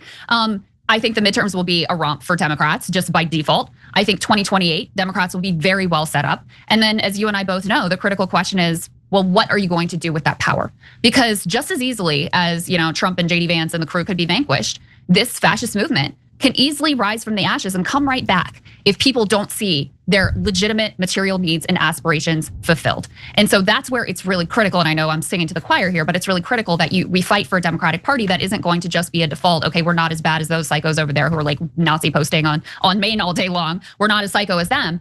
It has to be that there is a positive, affirmative vision offered, and critically that it confronts capital, that it actually is, that movement actually is on the side of working people and takes their side when there is a conflict between their interest and the interest of the billionaires. And so that's the way that I'm seeing the landscape. And I think that's possible. I think that the Democratic base really has their eyes open right now. That's what makes me really hopeful. I mean, the independents as well, but in terms of the direction of the Democratic Party, it's gonna be the Democratic base that primarily has the voice there. And I think there's a possibility. I'm not going to get out over my skis, but I do think there's a possibility there. But that's going to be an absolutely existential, truly existential fight and battle for the country. Yeah, so many things you said I want to comment on real quick. Yeah, ironically, Trump has turned into Biden, right? Biden used to brag about, all the NATO leaders love me, so I'm going to win the re-election, and they had to tell him, no one in America cares about foreign leaders.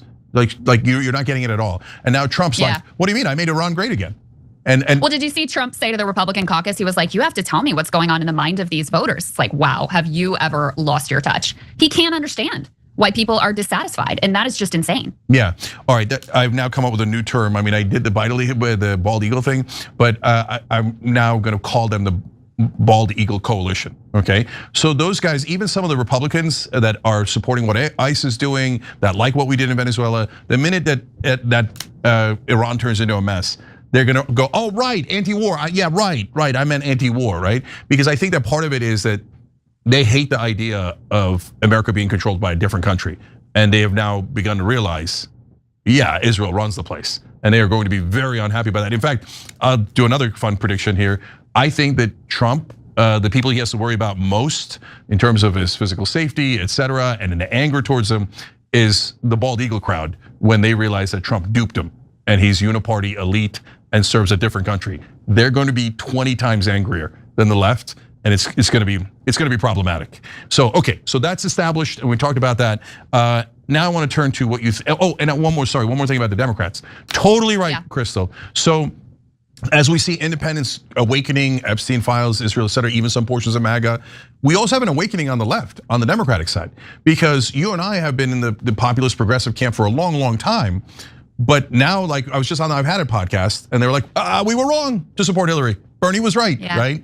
And there's this awakening on that side going, we should have gone populist. What were we thinking? And they got lied to by mainstream media.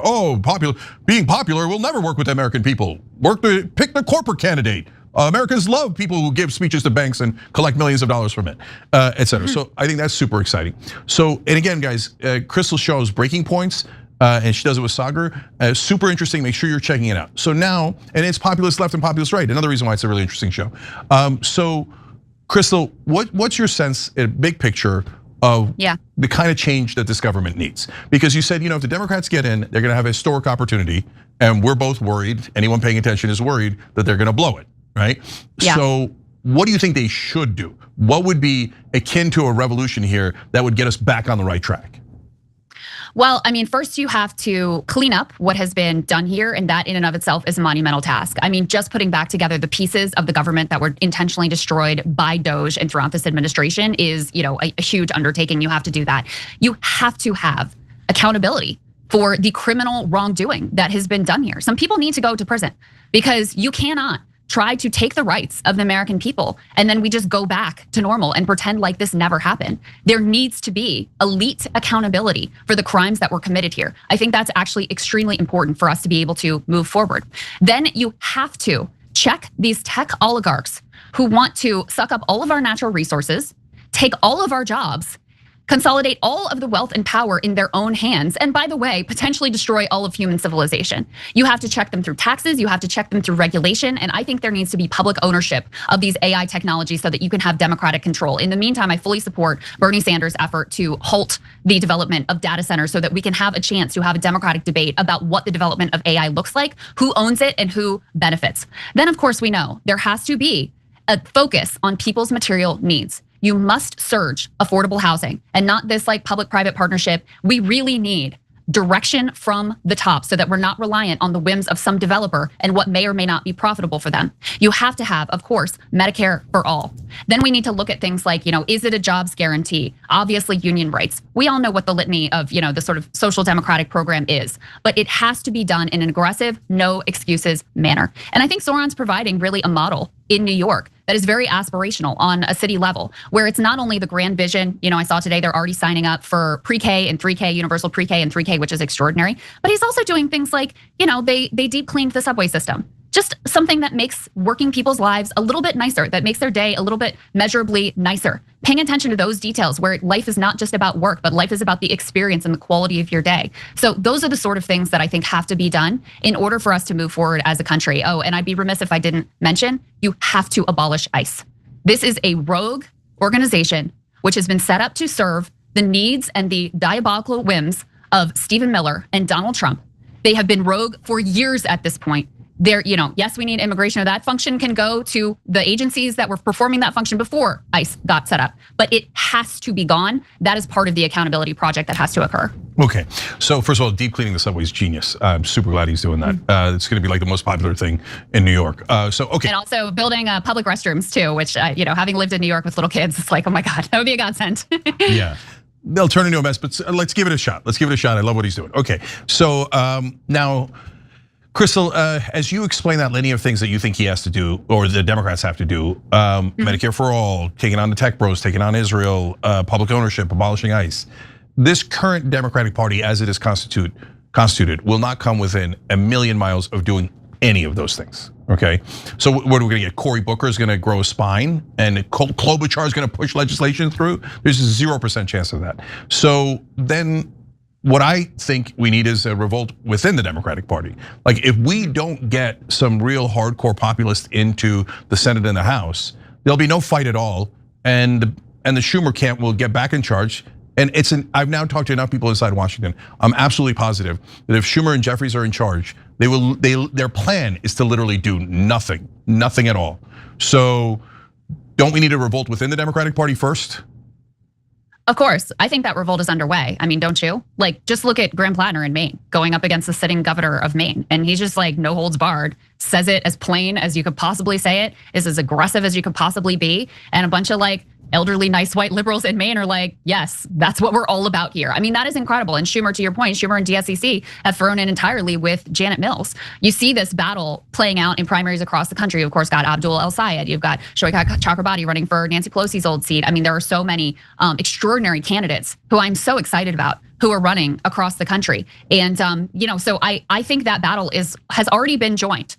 I don't think it's that the Democratic base is sitting back and no one's doing anything. Like what you're talking about, the revolt from within, that's already happening. Now, success is not guaranteed, of course, right? The establishment is not gonna just roll over that easily. And you also have to worry about, does the Democratic base get tricked by Gavin Newsom doing the resistance posture very effectively, but then siding with billionaires every time that it counts? We have to make sure that people are paying attention to the details, that it's not just stylistic. So there are a lot of places and potholes along the way. But that's the one thing that does make me feel encouraged, is that I already see that fight happening. And I'm very excited about the way that it is going this far, because back in 2016, back in 2020, the Democratic base, they liked their leaders. They thought Nancy Pelosi was fighting for them. They had very high approval ratings. They still thought very highly of their media institutions, MSNBCs, the CNNs, the New York Times, et cetera.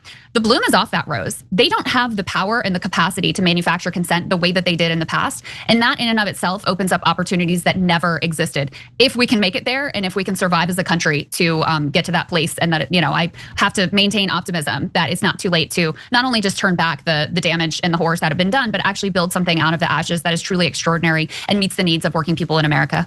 Yeah, so obviously I agree. Shoaib Chakrabarti, among others, is in Rebellion PAC.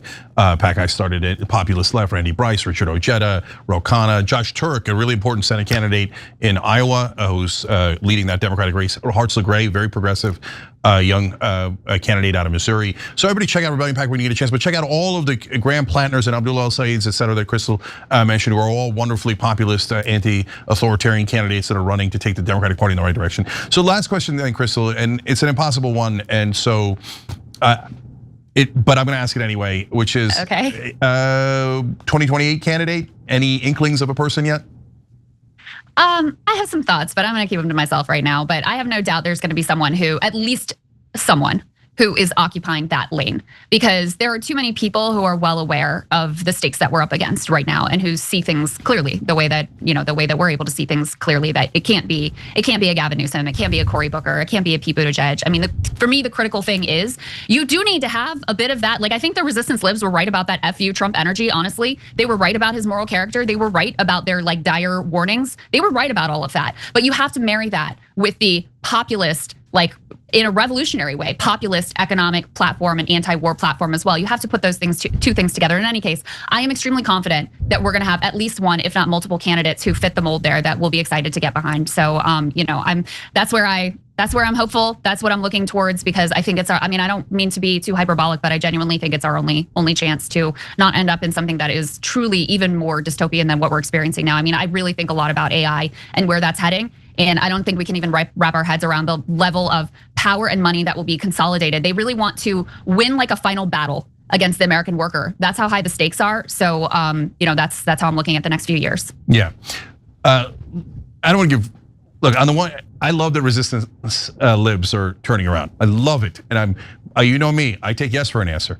I just can't help but say, like, we all knew Trump was a con man. That wasn't like the entire left was united on that. That's not the issue. And so for me, for example, I think attack the politicians, attack the media. Don't attack the voters. We need the voters. Bring them to our side, right? But I mean, I agree and I abide by that. However, I have to say that 30% of the country that is cool with the Nazi posting and that thinks that we should be a blood and soil ethno state, we are not winning them over. And we don't have to. We shouldn't be in coalition. Yeah, and we don't have to. You're right about that. We don't have to. Yeah. So I want all the best things for them, right? I want them to have the universal healthcare thing too. And I think people will be de-radicalized over time as their material needs are met. But I also am not looking through rose-colored glasses about where the country is right now and the distressingly high, not a majority, but distressingly high number of people who are totally excited about, not just accepting of, excited about an overtly fascist project. And I just think we have to be clear-eyed about that.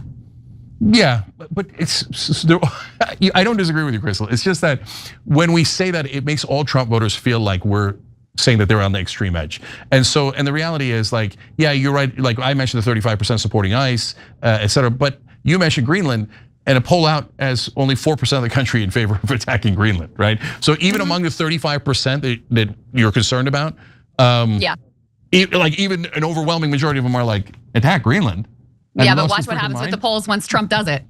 No, for sure, it'll move up, right? Yeah. And Greenland won't be hard to conquer, so that's not the issue. But anyways, but the most important point is we don't need him. It's okay, it's okay. And you're totally right. If we win and it's a populist and he actually does the right things, and for the first time ever, they see somebody doing something for the American people instead of the donor class, that'll change a generation of voters, for sure. That's what happened with FDR and happened to some degree with JFK and LBJ. So, okay, let's all hope, let's hope we get the right person. Let's hope that they actually deliver, because it'll make all the difference. Everybody check out Breaking Points. And you know what, Crystal, tell everybody how they can support you as well.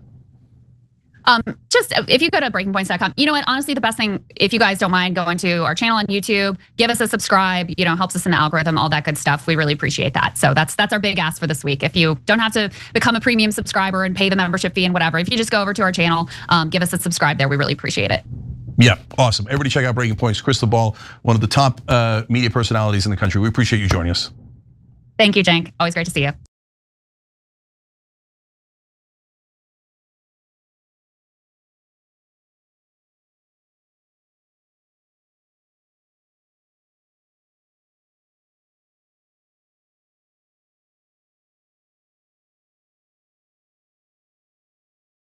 Good morning, everybody. Happy Friday. We're here with your Breaking Points Friday edition. Crystal grew a mustache. Actually, no, that is producer Mac. He's filling our mustache quota for the day because Griffin is also at a work event. So, Mac, Ryan, excited to be here. We got a lot of news. All right, let's do it. Roll. Yeah, we got a lot we're going to get into. We have stealing this teeing up here from Emily. We have the Trump truth post calling for an insurrection. to be called for here in the United States. We have insurrection to be squashed. Insurrection to be squashed, the Insurrection Act to be utilized by Trump. We have him, quote unquote, joking, according to Caroline Leavitt, about canceling the 2026 midterm elections. We're going to get into the latest on ICE, including a homicide that reportedly happened at a facility in Texas. We have Gavin Newsom with Ben Shapiro talking about the transing of the kids, as well as sort of backing off some of his criticism of ICE. We're going to get into Sean Ryan turning on Donald Trump over his cover-up on the Epstein files. And then if we can get to it, we have Lindsey Graham weeping and crying over the lack of an Iran bombing by Donald Trump. And then we're also going to be joined by a guest, one of the New York City nurses that have just gone on strike. So a lot of good stuff to get to here. And one thing I can add is that last night I interviewed a woman who participated for several days in the Iran protests and has since left Iran, and gave me details about the massacre and kind of what she saw there. We have to blur her face and kind of disguise her voice because her family is still in Iran and would face repercussions if she spoke publicly about it. So that might not be ready until the weekend, but we'll have that as well. Great stuff. So do we want to go ahead and jump into this and start off with the Insurrection Act reportedly in play here from the Trump administration? I'm going to go ahead and pull up this Truth Social here if I can share my screen. So here we have Donald Trump on his Truth Social saying, if the corrupt politicians of Minnesota don't obey the law and stop the professional agitators and insurrectionists from attacking the patriots of ICE who are only trying to do their job, I will institute the Insurrection Act, which many presidents have done before me, and quickly put an end to the travesty that is taking place in that once great state. Thank you for your attention on this matter. Signed, President DJT. And so the thing that some Republicans are saying in response to this is that, hey, and as Trump said, there lots of presidents have done this before. And I think the number is 17. I've seen that floating around. I think it's been deployed in like 30 different instances. The Brennan Center has a timeline of all the different times the Insurrection Act has been used. And if anybody out there is looking for a podcast idea, like that would be it. Like just 30 episodes about the 30 different times. Did you say just 30 episodes? 30 episodes. That's three seasons? One episode per time. But if you run through when the Insurrection Act has been used, these are the kinds of things that were blurbs in your history textbook. Fry's Rebellion in Bucks County. I think Shays Rebellion it was used for some obscure stuff, like a bunch of people in Vermont during Jefferson's presidency refused to stop trading with Canada, and so Jefferson invoked the Insurrection Act to try to put the Green Mountain Boys down. He failed. Nobody can put down the Green Mountain Boys. That's never going to happen. You got Andrew Jackson using it to break strikes. You've got other presidents using it to break strikes. And then in the modern era, you've got George H.W. Bush using it to quell the Rodney King riots. You've got LBJ using it sometimes to protect civil rights demonstrations and sometimes to squash riots in the 1960s. Desegregation. And what you notice about all of it, except maybe in the case of Jefferson going after the Green Mountain Boys, and Vermont had a lot of ties with the French, and Jefferson not a fan of Vermont, the first state to ban slavery. Other than that one, all of them have been conflicts or uprisings that developed apart from the federal government. Like they were Nat Turner's rebellion, for instance. They used the Insurrection Act to put that down. It seems like they did it illegally, but set that aside. This would be basically the first case where the federal government instigated the thing. And then in the case of Minneapolis, I think you had 200 people protesting the other night. Something we're not talking about thousands or tens of thousands of people in the streets. We're talking about a couple hundred people. There was that viral interview on Status Quo from the guy who he's like, I got off my couch in the suburbs because I'm sick of this as an American. Like, that is not Ulysses S. Grant taking on the Klan, which is another example of him invoking the Insurrection Act. That is not the Colfax Massacre, which is another example of the Insurrection Act. So none of it fits. But Emily, is the right, where's the right on this? Are they agitating for this? They're like, yeah, let's go. Time to really finish off Will Stancil and his boys? Or are they saying wait a minute, this is a little bit much. This is just Will Stancil and a handful of protesters. Well, we should explain, looking at the Brennan Center website right now, the way that they put it. The Insurrection Act grants the president the authority to deploy the U.S. military domestically and use it against Americans under certain conditions. And as the Brennan Center says, quote, it is dangerously overbroad and ripe for abuse. A good point on that, by the way. I mean, even if we sometimes have this idea about what presidential authority looks like, and then there is an obscure Insurrection Act isn't obscure, but it's a long it's a longstanding law that actually lets the president do a lot. So I think there's a constitutional question here and a prudential question. The constitutional question, he probably can do it.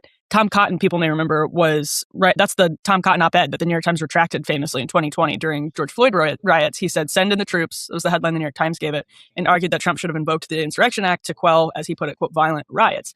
And so I think the perspective that people are coming from is, if you don't take significant action to quell violence, it only gets worse. I do think there's some evidence of that in the summer of 2020. I think it is unfortunate. You guys are going to disagree with me on this, but unfortunate that there's not federal cooperation to get violent people out of Minneapolis. And I'm talking about non-citizens with violent criminal convictions. But that said, it's hard for me, like on this whole thing since last week, I'm just always being pulled in multiple directions because it's Trump's response is always hard to defend too. And the problem with that argument is that as Mamdani pointed out to Trump, that the New York sanctuary law has an exception for violent criminals. That if ICE comes to New York City and is like, here's a guy, he's been convicted of assault and battery even, or he's been convicted of involuntary manslaughter, and he's right here in your city and he's undocumented, like, we want him. Under those circumstances, Mamdani has said we would cooperate with that. I would suspect that the Minneapolis sanctuary policy, because I know how Democrats write laws, they don't want to get hit by commercials that say they're protecting violent criminals. So they always put in carve-outs in their laws so that they can say, oh, no, it doesn't apply to murderers, rapists, abusers. So if Stephen Miller's actual goal was to go in and get violent criminals out, I think he would have the cooperation of the Minnesota State Police and the Minneapolis Police Department in St. Paul. But that's not what he wants. He wants what he's getting, which is scenes of chaos and violence, and he wants 3,000 heads a day. I think, I don't know what the Minneapolis law is in particular, but in practice, this is just from a couple of, there's just a couple of examples that I'm looking at right now, and only two, so it's not a huge thing here. But you have an Ecuadorian illegal immigrant in August 2024 driving drunk, crashed head-on into Victoria Harwell, killing her. A local Hennepin County released him not once but twice and didn't cooperate with ICE detainers. There's that. There's another vehicular homicide. Or no, this is one. Okay, so I'm looking at one here. I'm on a Fox News story. I'm looking at one. So that does sometimes happen where people go into jail and then there's non-cooperation and people get released. I'll set that aside though, and just say well, here, Mac. Why don't you, Mac? You jump in. Let's get a little because Mac is going to, I think, be even. You're gonna be like even further on this. I think probably. Well, I mean, I think I agree with kind of what the direction Ryan was going in that this is clearly something that's being instigated by the federal government. Like, people locally are in an organic way responding to what they view as sort of like a sort of terrorist force coming into their neighborhood and knocking on doors and asking people for papers and harassing people, throwing people into unmarked cars. And like Ryan said, you have some people who are just driving in from, the suburbs who never participated in anything like this, despite, a lot of the right saying all of these people are paid agitators or whatever. But, average, ordinary people who are responding to something organically that's happening in their neighborhood. And I think this is what Trump wants. He wants the escalation of this sort of cyclical violence that, spirals down so that he could have a pretense or justification to end up deploying the Insurrection Act. And we should also mention at the same time that, we had Caroline Levitt, I'll pull up this site here for you guys, claiming that Trump was joking about basically canceling the 2026 elections. We can go ahead and listen to this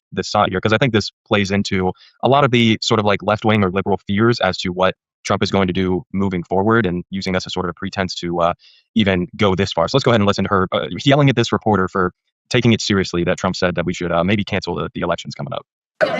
Thank you, Caroline. Two questions. First, a follow-up on one of my colleagues who asked you about the president's interview with lawyers. You said that he was joking about canceling the elections, but Americans for generations have fought and died for democracy, for this democracy.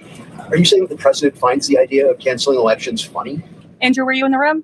No, you weren't. I was in the room. I heard the conversation, and only someone like you would take that so seriously and pose it as a question that way. Okay. So, I mean, what do you guys think about that? She literally is saying, I guess you had to be there. Yeah. You weren't in the room. Which I guess is somewhat true. Maybe it fell flat when written in Washington Post ease. Yeah, but he kind of had to be. Maybe he was like kicking his feet up and giggling. He does this all the time. He jokes about like the most extreme stuff, and then he ends up doing some of it. But I mean, he's also joking. A lot of people say he was joking about sometimes Greenland, joking. right? Like even when he's executing the policy, he's joking. Yeah. Well, this is all a joke to him.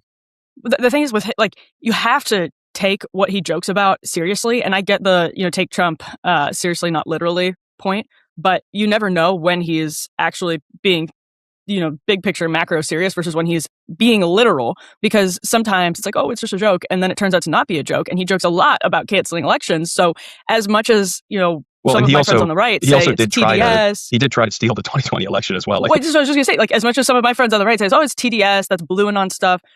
It is a president joking about canceling elections repeatedly while posting things. He's Napoleon posting. He's out there saying, he who saves his country violates no law. And the only guard on his, what does he say? The New York Times quote. He is his understanding of right and wrong or whatever. Yeah. His morality. Yeah. He's the, so anyway. That made me feel a lot better. Yeah. Yeah. Right. I know. That's the guy whose moral compass is straight north. What could go wrong? Yeah. The point that I was just making big picture is I want people to be safe. And I don't think that Jacob Fry and Tim Walz are making people much safer. I don't think Donald Trump is making people much safer in Minneapolis. So I'm not begging for the Insurrection Act to be to be enacted. I'm also though begging for Jacob Fry and Tim Walz to get their shit together in Minneapolis. What I would say is I think that Miller has successfully made enough chaos that, and so I just Googled the sanctuary laws. They do have carve-outs for, violent criminals. I think that Miller has made enough chaos that Democrats would come to the table now and be like, okay, fine. Like we will like actually cooperate with you when we have a violent criminal who is here illegally, and we'll let you know about it. Like in the past, like the law may have said we will be proactive. Do that, but they're like, F you, we're not doing that because you guys suck. If they came to an actual agreement and treated this country like it was one country and all of the people were coming together to set a policy that they would agree on, rather than seeing this as a civil war or an insurrection, then I think they would get that from Frey and Walz. Like, okay, fine. Get ICE out of here. Like, get them out of, stop patrolling the streets. Stop. Like, they sent these four guys, you see this? They had, they ate at a Mexican restaurant, 4 of them, in the afternoon, and then waited outside of it until the staff left and then arrested them. Yeah. Like, stop doing that. And then we'll cooperate with you on violent criminals. Like, I think that there would be a deal on the table. But that's the thing. I don't think they want that. To Mac's point, they're getting what they want right now, which is a lot of scenes of violence that they can slap on their like utterly insane social media channels, and stoke whatever fill whatever emptiness is inside them with this violence and nihilism. Yeah, I don't dispute at all that there's potentially people inside of the administration that want the Insurrection Act to be invoked for scenes that perpetuate the political capital of having violent confrontations over illegal immigration. That would. I mean, I don't think. And that's to your point, Emily, outrageous at all. It's really not like Jacob Fry and Tim Walz are like leading the vanguard revolution against ICE or anything like that. We'll get to more clips of them here in a minute. But I mean, from my perspective, I think their response to this situation has been like lukewarm at best. They're not in favor of abolishing ICE or confronting them in any sort of meaningful capacity. I mean, Jacob Fry said, "Get the fuck out of Minneapolis." Well, that's a classic. Like, let me deploy some aggressive rhetoric as a sort of show, and then later I'm going to walk that back. We'll show a clip of him sort of walking that back in an interview here in a minute. But do you guys have any more thoughts in terms of the Insurrection Act before we move on? I think that covers it. We covered it. All right, moving on to the latest on the ICE protests in Minneapolis, as well as some disturbing reporting out of Texas. I'm going to go ahead and start off with this tear sheet here from the New York Times. Their headline is "Medical Examiner Believes the Death of a Man in ICE Custody Was a Homicide." So a little bit on this real quick, and then I'll get your guys' thoughts. They say, when U.S. Immigration and Customs Enforcement announced the January 3rd death of detainee Geraldo Lunis Campos at a Texas detention camp, the agency said that staff observed him in distress and gave no cause of death. An employee of El Paso County's Office of the Medical Examiner told Lunis Campos' daughter this week that, subject to results of a toxicology report, the office is likely to classify the death now as a homicide, according to a recording of the conversation. They continue here saying that the employee said that a doctor there is listing the preliminary cause of death as asphyxia due to neck and chest compression, which means that Lunis Campos did not get enough oxygen because of pressure on his neck and chest. And then there was also an apparent witness to this event who saw a struggle between Lunis Campos and detention staff that ended up resulting in his death. So this is, not the first death that's been reported in one of these facilities, but what are your guys' thoughts on this? And so what we seem to understand about this incident is that this is a 55-year-old Cuban man who was on medication and was being pushed to go to some other area before he had his medication. ICE is notorious for not giving the proper medications that are prescribed to people who are under their care, that they treat. And it's not just ICE, this is local jails as well, that they treat. Like, once you're in there, like, oh, you take heart medication? Not our problem.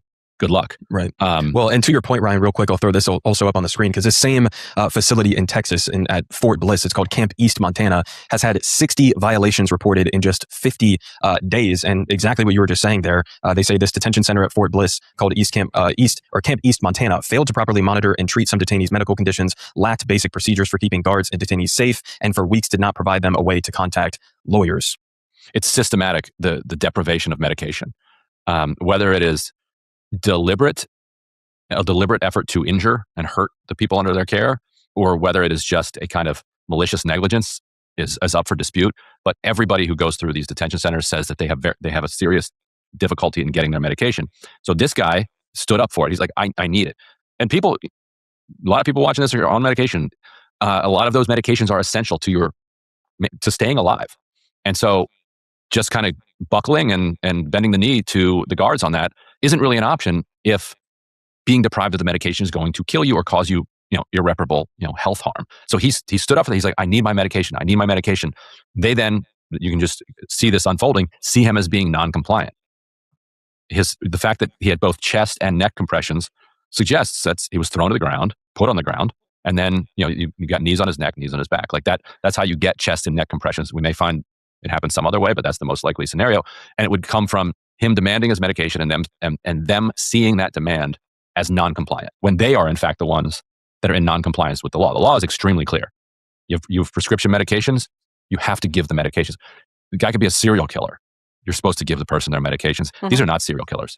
55-year-old Cuban, like fleeing like the starvation that we've caused on that island in the past would not even be in detention because we insist that Cuba is a tyrannical communist government, and therefore people fleeing from there have are given asylum and refugee status here.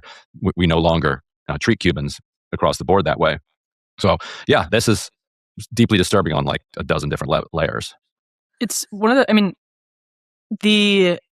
it's easy under difficult circumstances, and I won't even repeat because I'm like a broken record on this. It's just sort of generally my position is I feel like there's a not lack, but just when you have the lawlessness isn't the right word because some of it was created legal pathways. The Biden administration created some legal pathways. There was a lot of granting of asylum without detention. So the New York Times estimate was low, but it's 8 million people in about 3 years. It's multiple populations of states put together. That becomes, and it obviously cannot become, because it is such a serious situation, it cannot become an excuse for cruelty. And Ryan said, what was the phrase you used? Like malicious negligence. That's when it's easiest to drop your standards, is when it's easiest to start doing torture during the Iraq War. That's when Abu Ghraibs happen. When you have, I think, such a frustrating and significant situation that's obviously difficult.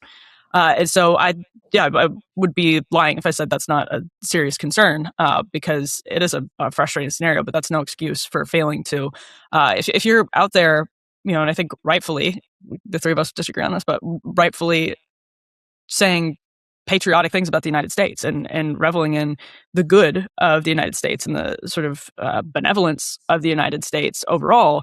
And that's the patriotism that you're bringing to the table in the Trump administration.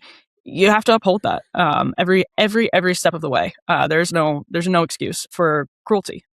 So that's what I would add. Right. Yes. It's going to be hardest right now. Yeah, and to the point of the malicious negligence aspect of this, I also just wanted to point this out. So this facility, it was awarded to an LLC, Acquisition Logistics LLC, this $1.2 billion contract that they got through the Army. They have no listed experience in running a correction facility. They had never won a federal contract worth more than $16 million. The company lacks even a functioning website and lists its address as a modest home in suburban Virginia. So, you also have the angle here of sort of the awarding of these massive contracts to companies, in many cases, that are just interested in making a profit. And so you're going to have substandard conditions. They're going to cut corners. They're not going to prioritize anybody's safety or well-being when that's not sort of the goal of the business that they're in. Yeah, that's right. And that's a product of the rushed execution of the policy here. Like we're gonna build, we're gonna find nature preserves and other places, Everglades, to build these, and then we're gonna build them on military bases, and we're going to build them as quickly as possible. And we're gonna find contractors who have no significant qualifications to do this, throw money at them, and if you don't care, then that can work. Becomes a different kind of feeding our future situation where you get pass-through type, like in all seriousness, where you have something that's a contractor that's sprouts up out of nowhere and is based at a home in suburban Virginia, and someone is just doing rush stuff to rake in as much federal money as possible. Right. The taxpayers are spending enormous amounts of money per person, and most of that money is going to the owners of these companies, and then what's left they use to hire or try to hire remotely qualified people, which they're not doing. And that's the other irony. Like if you talk to people who are involved in setting up these things, the hardest thing to do is to find qualified staff, qualified employees. So in other words, we don't have the workforce to staff the project that is aiming to deport millions of people. Right. No, the system's completely overwhelmed. Who thought this through? Did anybody think this through? So the system is completely overwhelmed. The problem is we have too many people, yet in order to get rid of these people, we don't have the people to do it. It's like, the system is completely overwhelmed. I do think that was by design in the Biden administration, but that is not an excuse. So it's not an excuse to drop standards. I don't know. If you look at the reporting on the period, it seems more like incompetence. Combination. Should we go ahead and take a look here at some of the latest out of Minneapolis as protests are continuing in the aftermath of the shooting and killing of Renee Good? I just want to start off with this first clip here. This is a guy who claims he wasn't even involved in any sort of protest and that his car was attacked by ICE officers who threw a smoke grenade where apparently 6 of his kids were inside. Let's go ahead and listen to a little bit of this.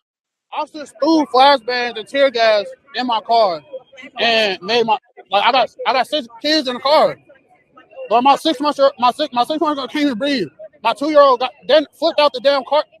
This was flipped over. My car filled with tear gas. I'm trying to pull my kid out the car. I'm telling the officer I need ambulance. It took him 5 fucking minutes. He's going back and forth with me, telling me to go back in there and call and tell them to come up Lindale. They can't even come up Lindale. Were you participating in the protest? I wasn't at all. I didn't care to be. So he says he wasn't even participating in the protests, was sort of caught up in stuff that was developing around him, and then got smoke grenade. He says a flashbang was thrown into the car. You can see the car seat in the back. I mean, pretty bleak stuff. We also have another one here that I wanted to show. There was a separate interview that I'll get to here in a second with this kid that was involved in this, but I'm going to cut it short because there is a bit where it does show a little bit of blood. But this is a guy who was basically holding a megaphone towards these officers over here and was shot basically point blank in the face and ended up, I think, losing his eye as a result of this.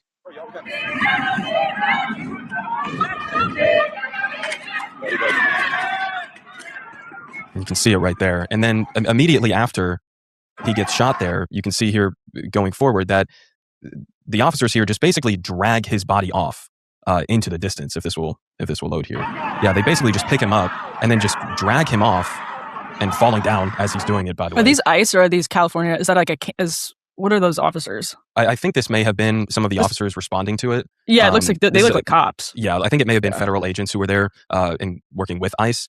We also have another one here of the follow-up to this guy losing his eye here in this interview. If I can pull this up. His name is Caden Rumler. He says, "I will be blind for life. They pulled a piece of plastic the size of a nickel out of my eye. I had shards of metal, glass, and plastic in my skull. And they say it's a miracle that he survived." And you can obviously see pretty gruesome injury there to his eye. But, again, this is just some of the latest chaos that's unfolding in Minnesota and around the country amidst this sort of crackdown. Right. Yeah. Standing there with a bullhorn is a protected First Amendment activity. That is, there could not be anything more First Amendment, free speech, right to protest than expressing yourself with a bullhorn at a protest. That's what is supposed to separate us from China and Russia and Saudi Arabia. That's it right there. We have a lot of problems, but we have the freedom to express our dissent against the policies of our government. It's and we saw this with Ken's reporting as well, Ken Klippenstein, who put out this refresher that apparently was sent out to ICE officers about what's protected and what's not protected activities. And they have to remind these guys apparently behind the scenes that, filming an ICE officer or even yelling expletives at them or cursing at them or taunting them or saying mean things to them, that's entirely First Amendment protected activities. Now, again, I see a lot of people, politicians, Democrats specifically, who put out these informative videos or statements and they say, these are your rights that you have. You can film them. You can do this and that. And to me, it's like, we have these rights on paper, right? It is legal to film them. But then I see half a dozen videos coming out every single day of ICE agents tackling people, arresting people for the crime of filming them or, saying F you or whatever. Right. Having the right is not going to bring, Caden's eye back. Right. And almost his life. To have all of that stuff in your brain and be bounced around by the officer like that, any one of those bounces could have tilted that that debris and killed him. Right. They say, and what you can see in the video, it's like a point blank shot with a pepper ball, basically. So I'm reading from the local ABC News report that says it was, to Mac's point, federal officers. It looks like it's DHS. From what I can tell, it looks like it's DHS. Then this is what DHS is saying. She called the group, quote, violent rioters, and said that 2 officers were injured. And here's what they say about Seitz, who is the one who was getting dragged by the arm. A federal complaint alleges Seitz failed to leave the property despite warnings and threw an orange cone at officers, then resisted arrest and struck an officer on the shoulder and in the groin.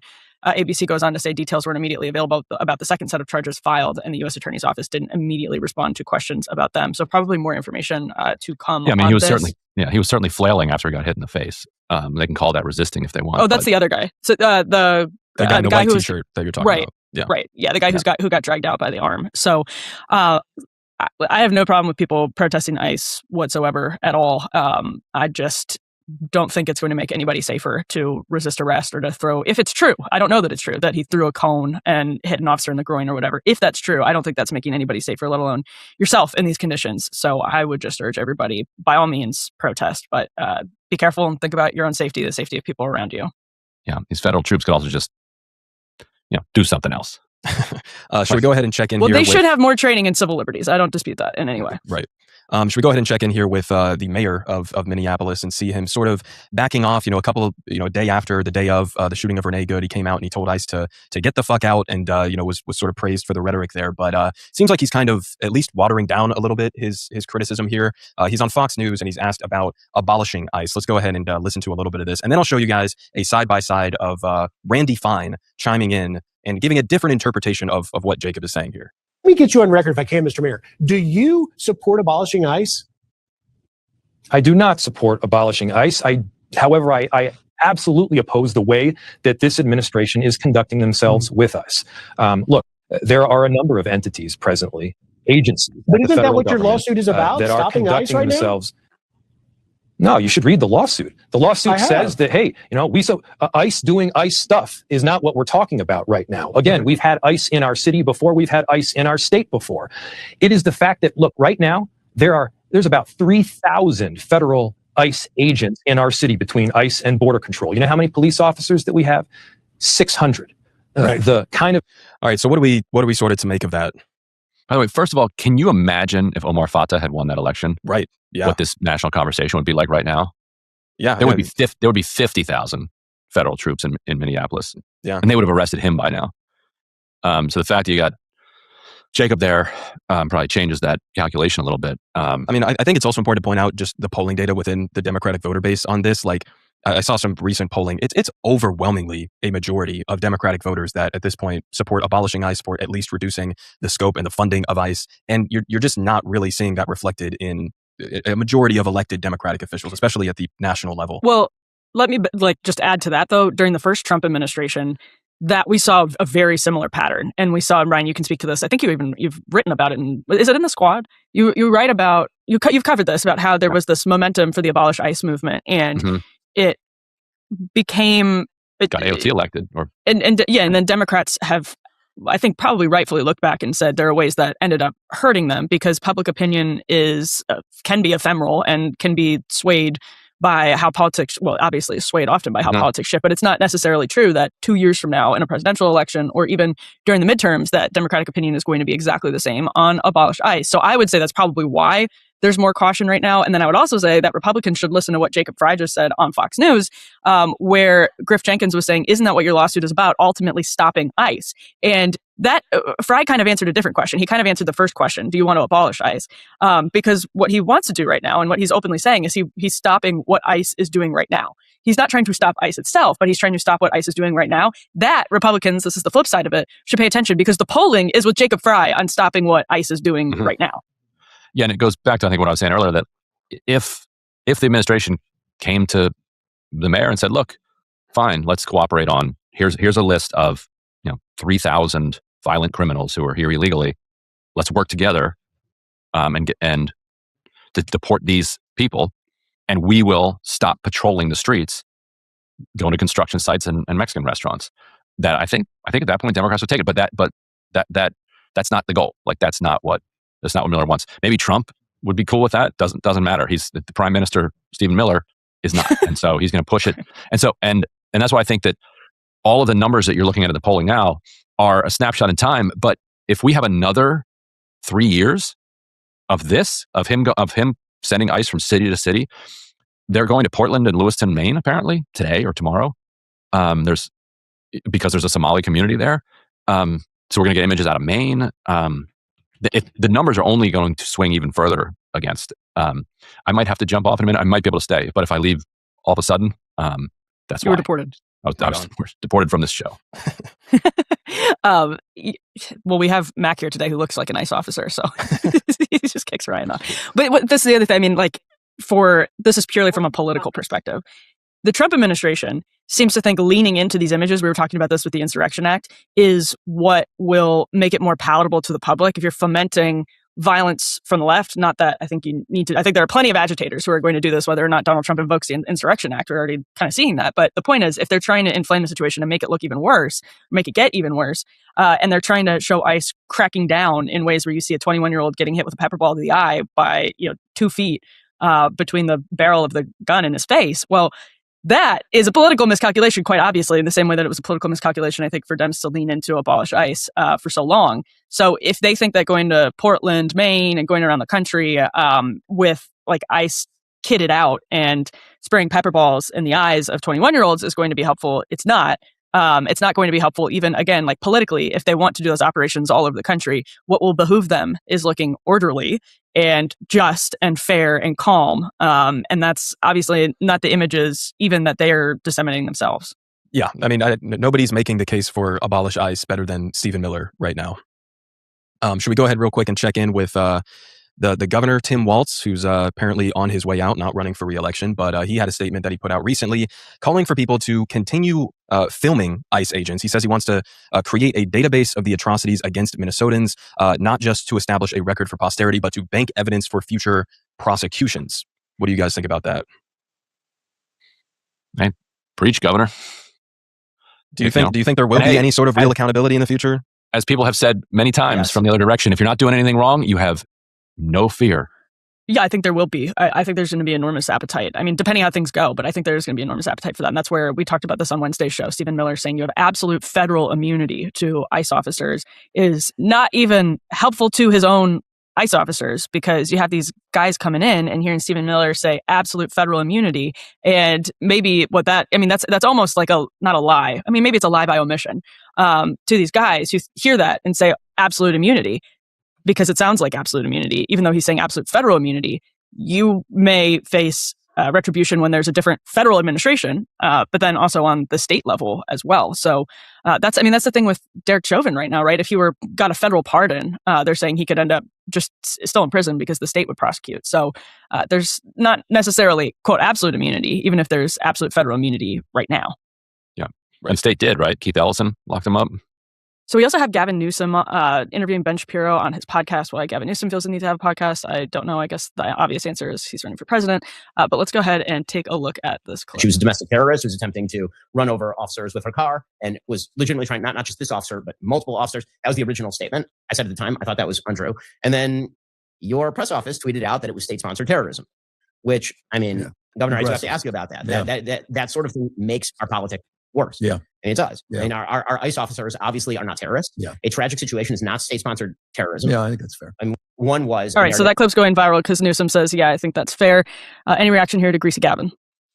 Well, I honestly didn't know that this was him interviewing Ben Shapiro, which makes it somehow worse than him going on Ben Shapiro's show for me, because I haven't seen Gavin on any genuine like left-wing podcast to face real challenges and criticism from the left. But he had Ben Shapiro on his podcast and sort of walking back his label of ICE as domestic terrorists. And what was the incident that he's saying was state-sponsored terrorism? I think it was the shooting of Renee Good. It was Renee Good, yeah. Yeah. It just, I mean, yeah, come on, stand up for your social media team here. It's not, you're not saying that all ICE officers are terrorists. You're saying that was terrorism. And since they killed Renee Good, ICE officers have repeatedly told other protesters, didn't you see what happened to her? Didn't you learn the lesson from that? Like, that is definitionally the goal of terroristic violence, to stoke terror so that you control a future outcome. But anyway, he wants to back off of that. Okay. Has he had any left-wing people on his podcast? Like people to his left? I'm sure he's talked to the abundance people or whatever, but no, I mean, come on, breaking points, Gavin. Or got to have us on. Although we have Ryan on your podcast. Yeah. He seems to do everything in studio. Like I'm not going to California for that. Yeah, okay. All right. Well, no, I'm not going to Sacramento. Sacramento. I love Sacramento. But I'm not. It's a long flight. Not happening. It's a long flight. So invite Mac. Like, come on. Oh, come on. Yeah. I'll do the flight. I'll go out there. Yeah, Mac doesn't have kids yet. He can go out there. I do have a dog, so gotta bring him with me, I guess. You can drop the dog off at my place. It's fine. Yeah, Ryan will take your time. All right, let's move on to Sean Ryan. If you're not familiar with Sean Ryan, he's considered kind of one of the podcast bros unfairly. He's former special ops, but maybe it's not unfair that he's considered one of the podcast bros because he's kind of in that group. Is that a pejorative now? I mean, is it like Bernie bros? I think it's used pejoratively, but it's also one of those things that could be perfectly accurate because he's in that group of people like Tim Dillon, Theo Vaughn, Andrew Schultz. Obviously, those are all comedians, and Sean Ryan is former special ops. But they're kind of MAGA curious people whose content was not super political. But when Trump was running again in 2024, they started to become kind of MAGA curious. And he had Ro Khanna on the podcast. He actually also had Gavin Newsom on his podcast not long ago. He's had Hunter Biden on recently, where he had a pretty friendly conversation with Hunter Biden, to be perfectly honest. And he went off on Trump a couple of times over the Epstein files. So to the extent there's a potential MAGA crack up in the works, maybe not your average like Republican voter or your average conservative movement type person, but those guys who kind of came in and made a difference on the margins, like Sean Ryan, I think absolutely you're starting to see something like that. So let's take a listen to a few of these clips and you'll get a flavor of it. Proactively protecting pedophiles. They are protecting pedophiles at this point. By redacting the abusers' names. The White House, listen up, everybody. The fucking White House is protecting pedophiles. You hear that? They're fucking protecting pedophiles. That's what the fuck they're doing. And now let's listen to another one here. Fucking voted for this shit. I fucking voted for this shit. I voted to get these damn files released, and it's like a total 180 just happened. I voted to get these damn We've got files one more released in a house protecting pedophiles. Why is the White House protecting pedophiles? I just don't understand it, Ro. I can't fucking get it through my head why we would protect pedophiles.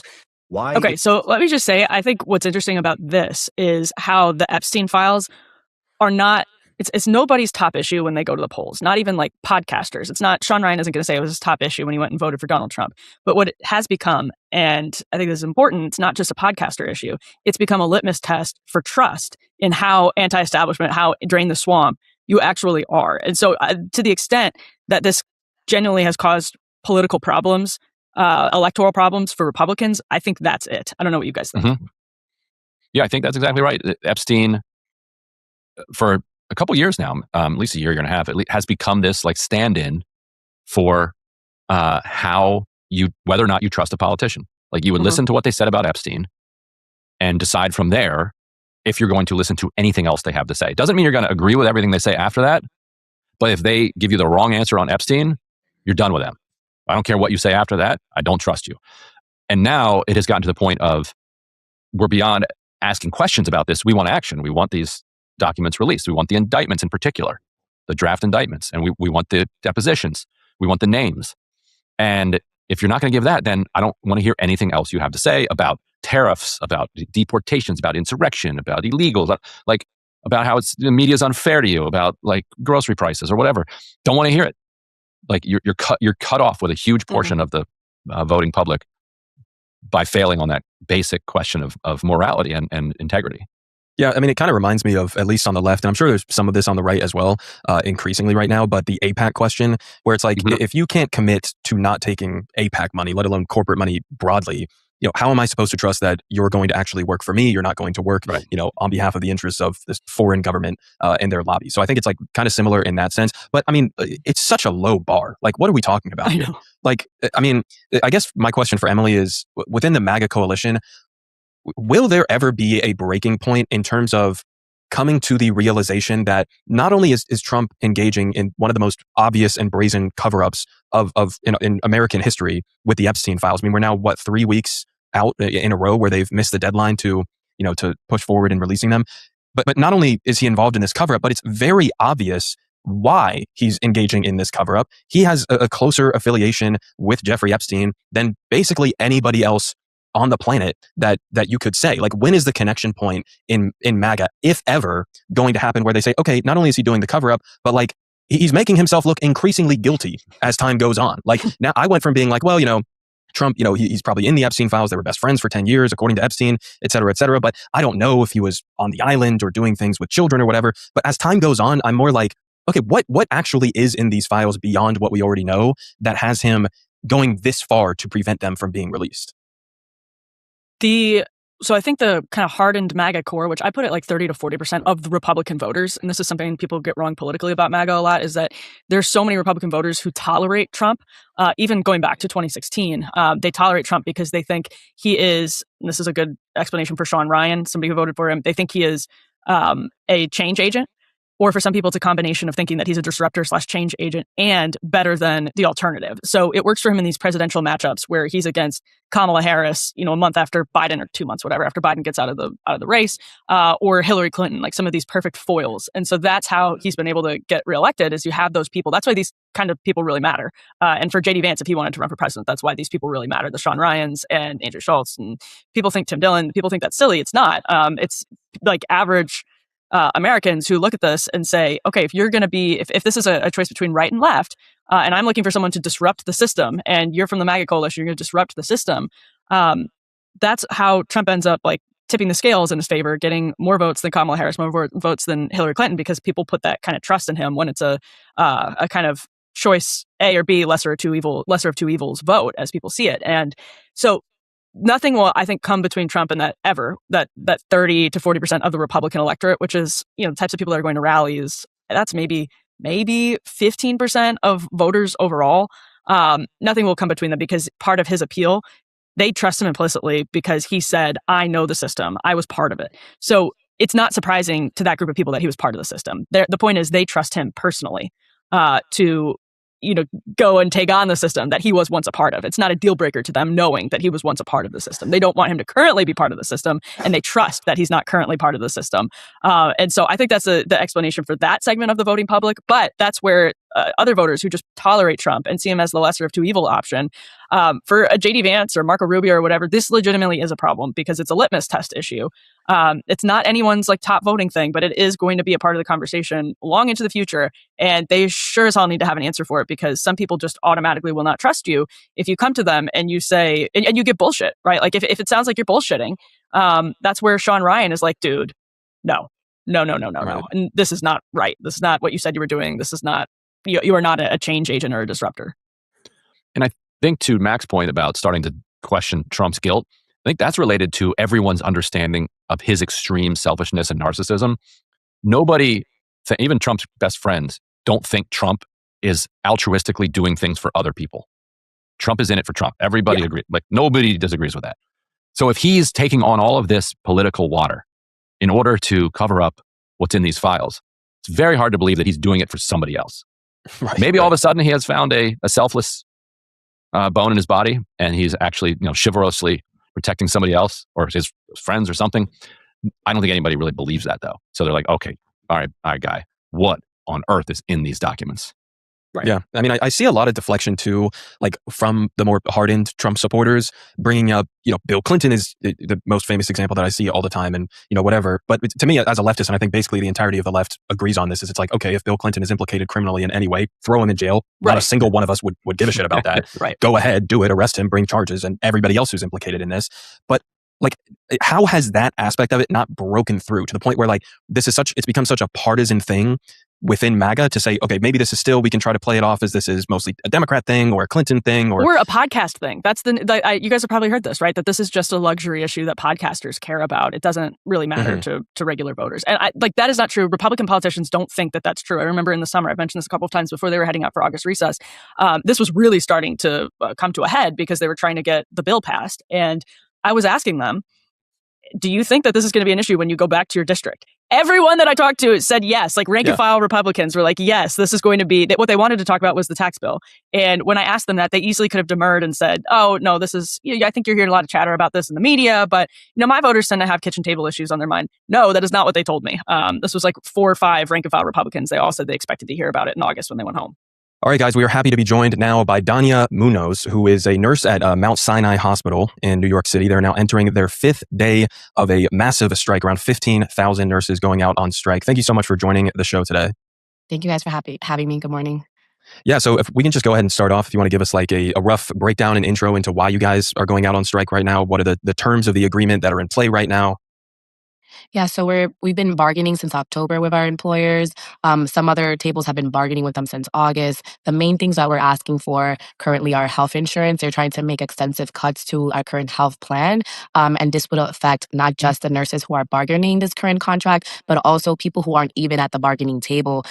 This can affect up to 44,000 nurses throughout New York State and their family members as well. Other things that we're fighting for currently are workplace safety. Prevention and protections. For example, in my hospital at Mount Sinai, Maine, they basically don't have weapons detections or metal detectors in every entrance. It's only in the ED and I believe in one psych unit. So we want to make sure that anybody who comes into our institutions feel protected, not just the staff, but also the patients. And then other things that we're fighting for are safe patient ratios. We currently have the ratios. We last time won a process to be able to hold our hospitals accountable for understaffing us, which means causing nurses to take more patients than they should. And currently the hospitals are trying to take back the language that has allowed us to retain and also hire 1,000+ nurses. Another thing that's very important for us at Mount Sinai Main Hospital is respect for the nurses. They have terminated nurses. They have basically disciplined nurses for union activity, for speaking up and advocating not just for ourselves, but also for our communities. So these are basically the top things that we're fighting for currently in our contracts. And this is something that New York Presbyterian, Mount Sinai, West Morningside, Maine, and also Montefiore are all fighting for. What is the safety situation like now? My brother is a nurse, and one of the hospitals where he worked at previously had some serious security issues for the nurses. And are they fighting you on this? Like, is it? I guess what are they saying, that metal detectors then require staff at each one, and so this is incredibly expensive? So yeah. I was going to ask that too, because it sounds like obviously what you're asking for is rooted in experience, that something led to you asking for this. So if you could tell us more about that, I think that would be really helpful. Of course. I mean, there's so many things that have happened. One of the most recent things will happen in November, where we had a person come into the ED and say that they were going to shoot up the ED. And basically that person had a gun. They had left the gun outside, tried to come into the building, and NYPD chased the person down Madison Avenue, and unfortunately killed the person. From the people who were in the emergency department, they said that the person looked like they were in some sort of mental distress. Mm-hmm. So, there was no mass notification system that went out to notify the nurses about the incident, even afterwards. Also, the ED is the only place that has weapons detection systems in place. So that's one of the most recent instances. Other things that happen at the bedside is nurses are getting punched and kicked, bitten.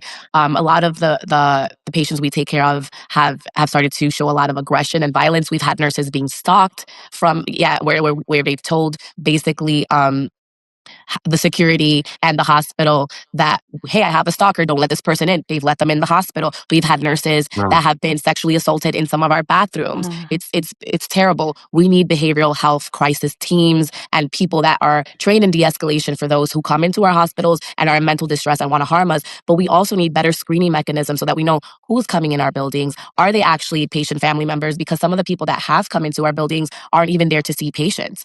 So this is just a few of the things that have occurred that have basically caused us to advocate and make sure that there are better safety mechanisms in place. Again, not just for the nurses, but also for anyone who comes into the hospital. It's ludicrous that we don't know the people coming in. We're not screening them properly. And living in New York City, people go to stadiums, they go to Broadway shows. There's ways to have these systems in place, things that they put up daily and take down in a lot of other places.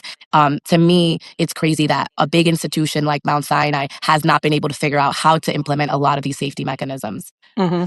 Is this something that the city can help the hospital out with? So I have I'm of a couple different minds on this, because on the one hand, I can see the hospital being like, okay, you're nervous about your security? Fine, we'll invest more money in your security, but that's coming out of your healthcare, that's coming out of your overtime and wages. If the city came in and offered security services, which you could argue they ought to, because the hospital is being asked to treat lots of people for free. So if they're doing something for free, then the city, could kick in, send some officers. On the other hand, if somebody has a warrant out and needs to go to the hospital, you don't want them to not go to the hospital because they have a warrant and are worried that at the metal detector they're going to get actually then arrested, and instead of getting treatment, they're going to go to Rikers. Is this, so how are you guys navigating this question of resources dedicated towards security versus trying to make your health insurance affordable? I mean, I think it's two separate issues. I mean, if it's funded by the government, then that's great. But we need to make sure that we're allocating our funds equally to the things that matter. Like, yes, safety is important. Healthcare is also important. So what I would say is that even if they were to give us money and allocate it towards security, excuse me, we're not asking for it to be NYPD at the doorstep. Right. We're asking it for it to be people who are trained in Right. de-escalating these like mental health crises or even aggression. Sometimes all you need is someone who knows how to speak to you and bring you from 100 to Right. 5%, right? The reality is that these people who come into our institutions, and whether they're patients or family members, they're going through the worst moments of their lives, right? They're here, they're sick, they want care. And, in regards to the comment about people from Rikers, we get inmates all of the time that come and get care. In New York City, we don't turn away people. We want people to come and get care. And whether it's immigrants, whether it's our trans or LGBT communities, anyone is welcome to get care. And honestly, in our contracts, we're currently fighting to make sure that those people are also protected. You shouldn't have to wonder, am I going to be deported? Is ICE going to come into these institutions? Will I be arrested? Am I going to be judged for walking in and loving someone else or or looking a different way? Everybody deserves care. I believe it's one of those things that it doesn't matter who you are, you definitely deserve to get health care.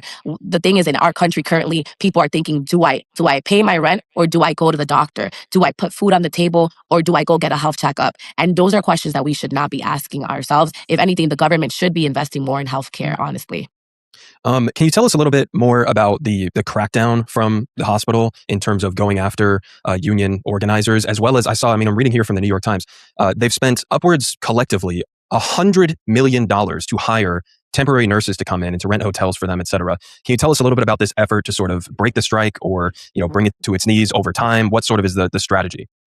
I mean, it's interesting that you say that. For me, it seems like it's more than just about the strike. It's also in general about breaking unions. The reality is that they started to hire a lot of these travel nurses even before we dropped our 10-day strike notice, which is our legally protected right. We have 10 days to notify the employer so that they can get ready and hire whomever they need. A lot of these nurses were being hired in early December, even in late November before we went on strike. And you're saying, you have the numbers, $100 million that they've held on to and they basically have used to hire these nurses. That's $100 million they could have invested in us. They're saying our healthcare is too expensive. They're saying they need to make cuts. And instead of investing in the nurses that show up every day, nurses who have been there for many years, one of my colleagues has been there for 38 years. Like, we're talking about people who also have just started their careers. They're investing in staying in New York City, in staying at these institutions. And it's horrific that Mount Sinai instead, and a lot of these other institutions are choosing to put $100 million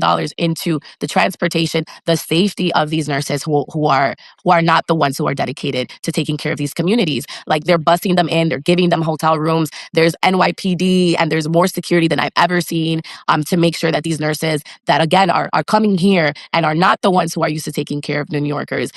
It's a slap in the face to what they could actually be investing towards, which is us, the people that care every single day, and not just during a strike, right? Like, we have been asking them to hire nurses since before the strike. We've been telling them for years. And like I said before, the language that we won in our last contract has allowed us to retain a lot of nurses and hire a lot of nurses. $100 million is money that they can invest in making sure that these nurses were hired, not just because of a strike, but also throughout the past 3 years when we've been advocating that we still need more nurses at the bedside.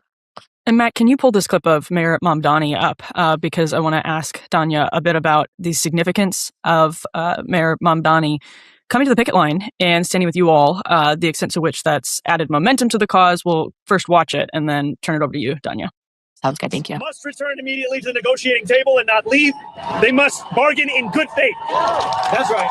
And they must arrive at a deal that is satisfactory to all, that allows the nurses who work in this city to live in this city. So you're involved in this fight, obviously. That's what we've been talking about. What, from your perspective, did this do to help? I mean, the mayor definitely has been on our side for some time. Even before he was elected, he came to our initial launch in, I believe it was August, and said he supported the cause. So I wasn't surprised. I was very excited to see him visit New York Presbyterian Hospital. And I'm glad that he is still sticking to what his platform stood on, which is, being there for the working people and making sure that he can make a difference when it comes to us and not these corporate greedy CEOs. What we would like to see, honestly, is the governor come down and support us. She put out an executive order that basically has allowed these institutions to think that we're in a state of emergency and hire not just nurses, but healthcare professionals and allow them to come into our hospitals. The real state of emergency is that these CEOs are so greedy that they don't want to give us our healthcare, that they don't want to staff appropriately, that they want to make sure that we don't have safety mechanisms in our hospitals. So for Governor Hochul, she should be ashamed of what she put out. She should be siding with the nurses, honestly, and she should be telling these hospital executives, hey, give these nurses their health insurance. Make sure we have enough nurses for the amount of patients. Make sure we have these safety mechanisms. So I'm honored and I'm proud that the mayor was able to do that, but we need the higher ups and higher government officials to be responsible and know the things that they're putting out and know who they're siding with, because she was definitely not siding with the nurses when she put that out. Yeah, come on, Governor. What are you doing? I mean, yeah, seriously. All right. Well, Danya, thank you so much for joining us, and good luck as you continue these negotiations. Yes, thank you so much, everyone. Have a wonderful day, and thank you for giving me this platform to speak about the issues that are so important to us and will definitely affect our New Yorkers. Take care, everyone. Of course. Hey, absolutely. If the executives are watching, you're welcome to come on and try to defend your position. Love to hear from you. I think people don't realize especially people who aren't in cities, don't realize how the security risks that nurses confront often. Yeah, no, it's no joke. She said it well, that nobody wants to be at the hospital. You're either visiting someone who's at a very low point in their life, or you yourself are at a very low point. And often police take people who are having mental health crises and just kind of dump them at some of these EDs. So yes, they're put in extremely difficult situations with not enough protection and far less compensation than they deserve. No, we could have your brother on someday. Yeah, that would be fun. All right, we have the exact same voice. If we did a podcast, you wouldn't be able to tell who was who. That's amazing. Awesome. We can fool my mom. That's good. Oh, that's dangerous. Like a parent trap situation on a phone. Hey, if you like that video, hit the like button or leave a comment below. It really helps get the show to more people. And if you'd like to get the full show ad-free and in your inbox every morning, you can sign up at breakingpoints.com. That's right. Get the full show. Help support the future of independent media at breakingpoints.com.